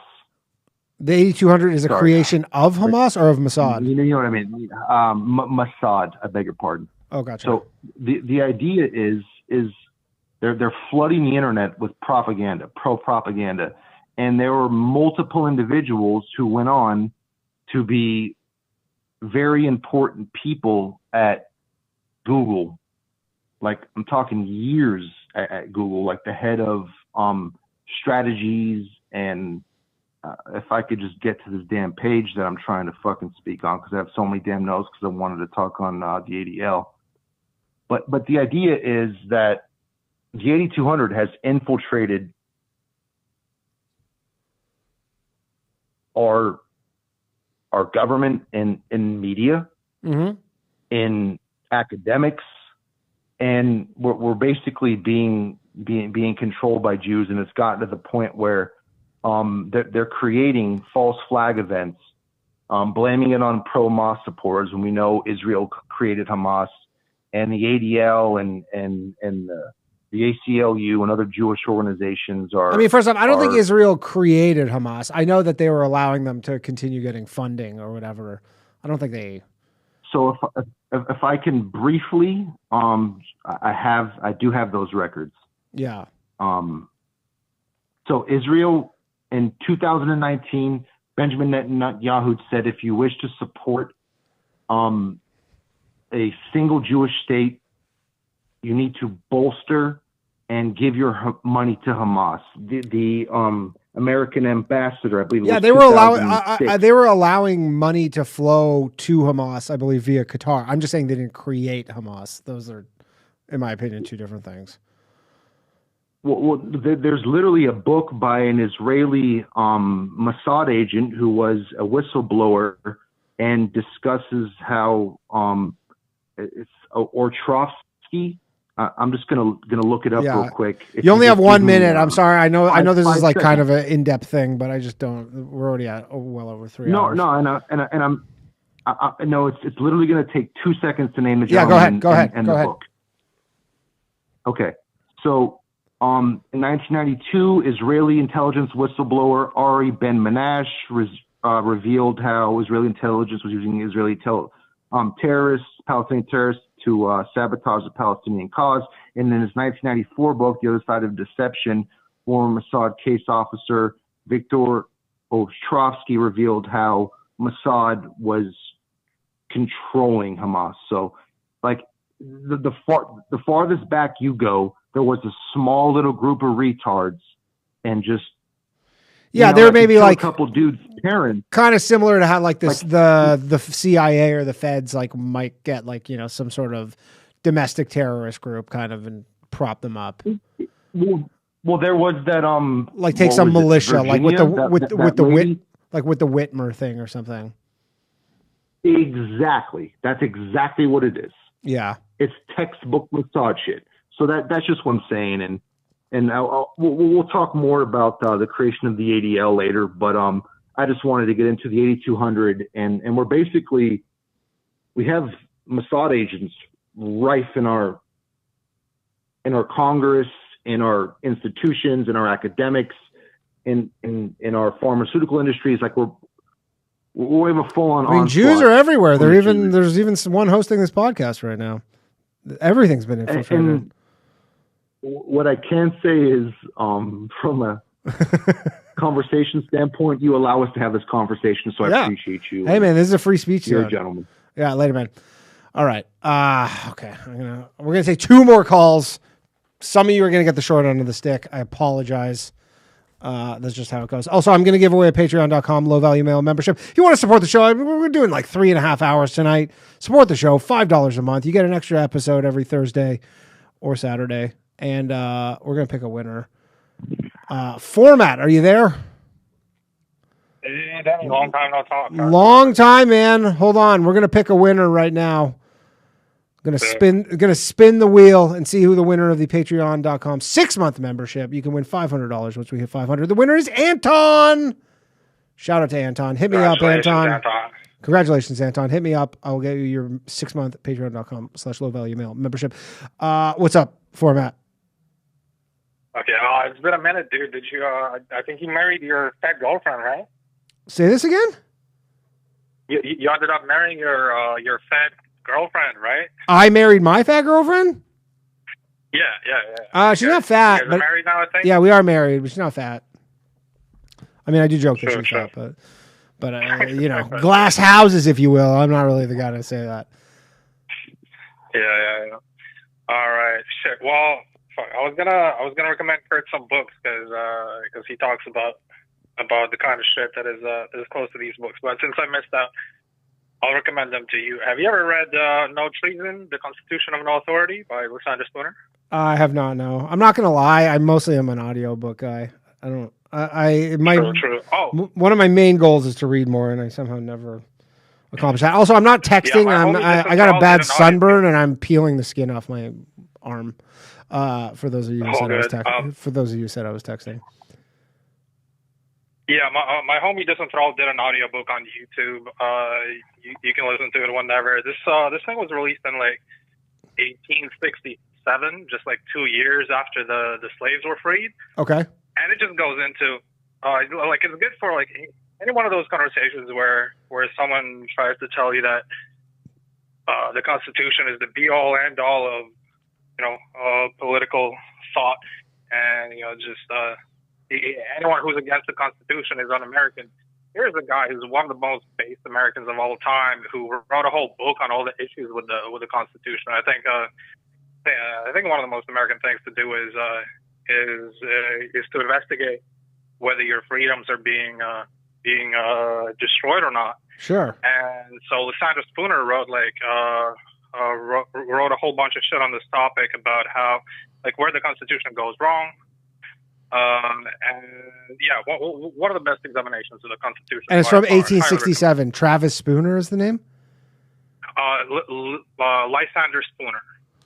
Lysander Spooner. Lysander Spooner. The book is called No Treason, The Constitution of No Authority. It's thick. Yeah, you can just look up an audiobook on YouTube by Disenthrall. Amazing channel. Okay. I'll check it out. Anyways, what else? There's The Most Dangerous Superstition by Larkin Rose. That's based as fuck. By the way, you were asking for people to bring on the podcast. Yeah. One of the people I recommend by far is the most is Larkin Rose, who wrote this book. Also, another person, there's a guy named Stephen Kinsella, who's a patent attorney, who's written a book called Against Intellectual Property. And I think someone like you who hosts what are they called, those libertarian events and whatnot. Yeah. I think this is the kind of book you'd appreciate against Stephen against Kinsella? intellectual property. Yes. Sorry, Stefan Kinsella. Stefan Kinsella. Techan. Yeah. Kinsella. Yeah. And Pattern attorney. You can find him Larkin on Twitter. Willis. Cool. I'll look them both up. They're based as fuck. And of course, if you've never read I Pencil, My Family Tree is just like a little short story. One of the best short stories to illustrate why we don't need presidents and governments. The idea in it is, it takes the perspective of a pencil who says like, hey, everybody uses me, but nobody knows how to make me. Right. And you look into it and you're like, well, what do you mean no one knows how to make a pencil? We all have pencils. You really look into it, nobody knows how to make a pencil. And yet Right. we all have pencils. And so why should we have someone in charge of, like, we don't have pencil presidents and we have perfectly good pencils. So why the fuck should we have someone in charge of way the fuck more shit? Someone who's supposed to be like in charge of essentially everything. Whatever falls in his lap, he's supposed to like be a good judge on it. Like, yeah, it's kind of a ridiculous idea when you realize that. Yeah, that seems like some of that nonsense libertarian thinking where you go, this is a fun theoretical exercise, and you go, in application purposes. I mean, the reason we have a president is just kind of the too many cooks in the kitchen premise where you go, even though there are obviously allegedly checks and balances and all that sorts of stuff, but you need some sort of centralization of power or some hierarchy. Otherwise, I mean, there's a reason why every business has a hierarchy, because if you didn't, it's not efficient. No, you can have leaders, but like there's a difference between a thing like a community council and a government, right? And the difference is the government has a monopoly on violence, and I don't think anyone should have a monopoly on violence. If violence is demonopolized, then people have to interact with each other fairly. And we can have all kinds of leaders and all kinds of councils and all kinds of organizational structures, but government is not a good organizational structure. It's Fair enough. Like literally the only difference between a government and a council, like a community council, is a community council. Like if you don't like what the community council does, they can't say, "Well, fuck you, we're going to take your money anyway." Right. The government, Right. The government. One question for you, and then I gotta let you go. So you're in Canada. Thoughts on becoming America? Yeah. I think it'll be moving in the wrong direction. Because I think the best thing that could happen is, if Alberta seceded, Quebec seceded, every province secedes, becomes their own entity. And then hopefully every municipality and every town secedes and becomes their own thing. And then every person secedes and becomes, that's Yeah, but the moment provinces start to secede, then there'll be an even better case for them to join the United States when they're on their own. Like, sure, yeah. Well, just from a strictly defense standpoint, you're like, no province can, like, if any of those provinces are their own country now and are responsible for their own defense, then you're like, it's even worse situation than Canada as a whole, which cannot defend itself. You're like, you guys have no military. Who's defending you? Yeah, but who's going to attack us? I mean, America, literally, at this point. I don't know, Russia, China. Sure. Yeah. No, I think it could be pretty chill if they all, like, one day became their own things. But one thing I would say, that I'll put this out into the ether. If Trump really wants to get Canada to like on board with this, he shouldn't say like, "Oh, you're gonna be the 51st state." You should say like, "You'll be the additional like 13 states," right? Well, again, I've thought about this, and I think that maybe this is some sort of art of the deal thing, where he goes, "You guys are going to be the 51st state," and they're like, "Well, how about we're 13 or whatever, 10 states?" And he goes, "Okay, deal." And then, he goes, "Okay, you'll each be a state." And then they're like, "I think we won." And you're like, "No, you didn't win." Yeah. You're like, "Yeah, you settled for 10 states versus 51 states, 51st states." You go, if that's a victory, you think, then he's probably like, "Great. Good stuff." Yeah. Yeah. All right. I gotta let you go for. Okay. Cool. One last thing. Yeah, I actually read that whole article you posted about the tariffs. Yeah, the global restructuring of the thing, whatever. Yeah. And then like some of the things that were confusing, I even got like AI to like analyze it and reorder it and explain shit. It's pretty heady. It was a lot.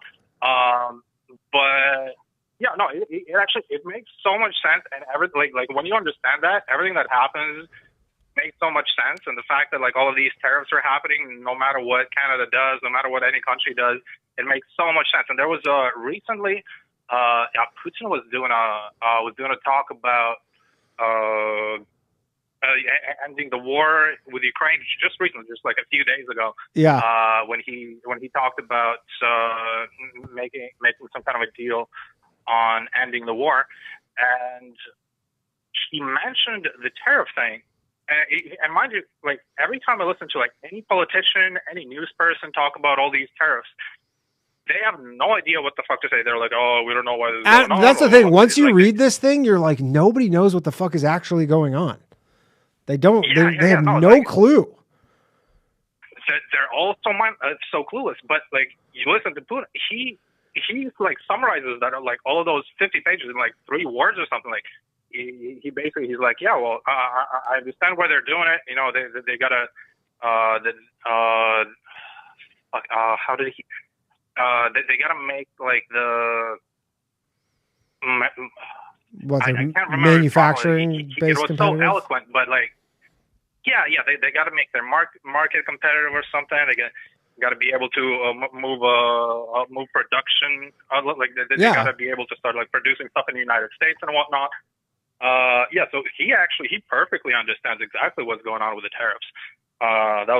They literally laid it out in a fucking paper. It's like all you got to do is just read it, and if you don't understand it, get someone who has like a decent understanding of economics to just explain it to you, and then you just go, okay, this is obviously what's going on. You can not like it. That's clearly what's happening. All right, Format, I gotta let you go, man. Nice talking to you. Format, everybody. Okay, we're taking one last call. I'm sorry, there's so many of you on the line. I just cannot get to you all. I apologize if I didn't get to you. I'm sorry. I should have closed the phone lines earlier. My bad. But I have to piss so badly. Last call of the night. Who am I speaking with? Tim.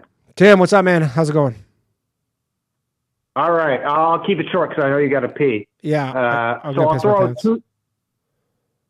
Okay, don't do that. I'll throw 2 things at you, and you could tackle one or the other if you want both. Go ahead. I would like to talk to Kurt about this, but the Bill Burr stuff of him coming out like Free Luigi, it's like, to me, it's Bill Burr's about maybe a little less rich than that guy was who got shot in the back of the head. Like to come at that and like that's a good point. He probably is in the same bracket somewhere. Yeah, they're tax bracket. Yeah, I mean definitely tax bracket, but yeah, they're probably near each other. Like, I mean, if that guy was CEO of United Health for 20 years, they would. And then go to my next question. You pick one. Yeah. So I just think that him like saying "kill the rich." So like the people you're telling that to view you as the rich. Right. It's ridiculous. And it's silly. And I think foolish because I really like Bill Burr. I think he's very funny. Yeah, he is. You know, great comedian. So you could talk about that, and or something that's not been brought up is the Russia talks that are planned for tomorrow. Yeah, the Russia talks. I'm not super dialed into. It seems like they're figuring out a way to wrap this thing up. I don't think Ukraine's going to be happy in terms of seceding land, but it seems like that's definitely going to happen. It seems like it's going to, yeah, of course. It seems like we're at least at the beginning of the end of that war. In terms of so I'll talk more about the Bill Burr thing. I mean, the guy views himself as very like everyman kind of guy, regardless of his, financial status. Which is kind of a byproduct of just his success. Kind of do anything for a buck for like, just to essentially like placate and raise like shareholder value and, necessarily not doing the best thing. They just do the thing that's the most profitable. But I don't think he puts himself in that category because one, he's not like the kind of guy who's like, yo, I'm going to charge like $400 a ticket for my show because I think that's what the market can bear. If he was, maybe that would be closer. But I think he sees that as this like corporatist kind of thing, and that was his issue with it, where he's like, he has an issue with like corporations, which is probably pretty on brand for him. If you look back throughout his whole like career, he's very like, not this fucking corporate chill kind of guy. So I think it was actually kind of on brand for him. I don't know. All right, it's like some people like, they don't like some stuff he's saying about Elon Musk, and I mean, it's his right. Like he's probably, I mean, I have seen a lot of anecdotally people online who are like, I'm done with this guy. And it probably will realistically hurt his bottom line, which similar to Elon Musk is somewhat commendable, that you're doing something that's like, you're saying something that is actually like going to probably financially ding you, but you believe it, I guess. Well, I can't speak to that because I'm not that knowledgeable, but I think that, and tell me if you disagree, was that guy, the CEO of whatever health insurance company, was he an asshole? Yeah, probably. I mean, from the sounds of it, he actually wasn't. From the sounds of it, he was like a guy who like really, like he wasn't like some dude who's like some professional CEO guy. It's like he literally like started at United Health from the sounds of it, and like, not the mailroom, but it's like, it is one of those stories where like he started like lower rung and really just like worked his way up, like the closer to like the American dream kind of thing, where he kind of wasn't this piece of shit. Than I knew. Yeah. So, yeah. But it's just, he was the CEO of a healthcare company, and people hate healthcare companies in this country, specifically in this country, because it's just like the relationship people have with the healthcare system here is like not good because of, medical bankruptcies. Our whole healthcare system is pretty fucked. I will agree with that. It is. But do you think it's morally wrong as a public figure to say, that's right, that is justice? I mean, as a comedian, no. Like, I mean, I'm like, again, I'm not putting handcuffs on anything any comedian wants He to wasn't say. taking comedic stance on that. Yeah, I'm a free market guy. Like, if you want to say something that'll hurt your career and people don't want to come see you, then so be it. Like, I'm not like. I'm not saying should he be punished. Hold on. Like, I don't agree. I don't agree with. Should be punished. Yeah, like I don't agree with Luigi Mangione, but that's. Yeah, I'm asking if you think it's morally correct. I mean, I think it's fine. I don't think anybody's gonna go see Bill Burr, like in this, heavily edited, like out of context thing that's 3 seconds long, and then go kill a CEO. I mean, there's a lot of people who are behind the Luigi. Okay, that's fine. Yeah. One more question really quick, and then you can go pee. Yeah, thank you. You were on Fox like a month or two ago. I'll be back on this Saturday night. I would love to see you more in the mainstream. Yeah, I'll be back on Fox News on this Saturday night. Talk to Pierce Morgan. You get on that fucking. Yeah. I mean, if Pierce, I don't know how you get on Pierce Morgan. Of everyone yelling at each other. Yeah, I mean, if he asks me to come on, I'll happily come on. I don't know. Do you have Dave Smith's number? He's on there all the time. Yeah, I know Dave Smith, but it doesn't really work like that. A lot of those places, you don't just like call them. Generally, they see you online and they get a hold of you. Like, it's like you don't just like call them and be like, hey, I'd like to be on your show. Okay, yeah, and they're like, yeah, they're like, no shit, you do. It just doesn't really work that way. So Saturday night, what time? Saturday night, 10 p.m. Fox Saturday Night with Jimmy Fallon. I will be back on. Tune in. All right. Yeah, tune in. And that's Low Value Mail, guys. Hey, that's my line. Subscribe and like Danny's channel. Fuck yeah. Thanks, Timbo. Later, man. Tim, everybody. Doing the fucking heavy lifting for me. All right, that has been the show. We did 3.5 hours. Can you believe it? Is the stream even still going? It's still going. I keep getting this YouTube notification, but it's still going. If you like what I'm doing, you want to support the show, you want to maybe win $500, sign up, patreon.com/lowvaluemail, MAIL. $5 a month, you get an extra episode every week. You get to support everything I'm doing. You help me get guests, all this shit. Shout out to Mark, our producer. Can't do this without him. He's the man. And Runaway Slav says, make Danny wet his pants. I will not wet my pants. Again, I apologize if you called in and you didn't get through. I'm sorry. didn't estimate the amount of calls that were going to come in, and I kind of lost track of it, and I should have turned off the call and thing sooner, but such is life. Catch a new episode of The Bathhouse tomorrow night, 9 p.m. live from the Stand Green Room. We are no longer welcome in the studio, unfortunately, so we'll be back in the green room.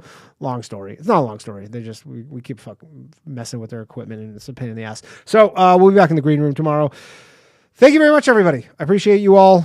Anton, get a hold of me. I'll give you a 6-month Patreon membership. That has been the show. Shout out to Kurt Metzger. Shout out to you all. Shout out to Connor Dog. He's going in for surgery on Thursday. Should be fairly routine, although he does have to get a chunk of his fucking femur cut off. Anyways, that's been the show. Thanks very much, everybody. We will see you next week with Nick Bryant. It's been 2 weeks in a row, but Kurt was a good fill-in, last-minute fill-in. And we'll be back with Nick Bryant next week. Good night, everybody.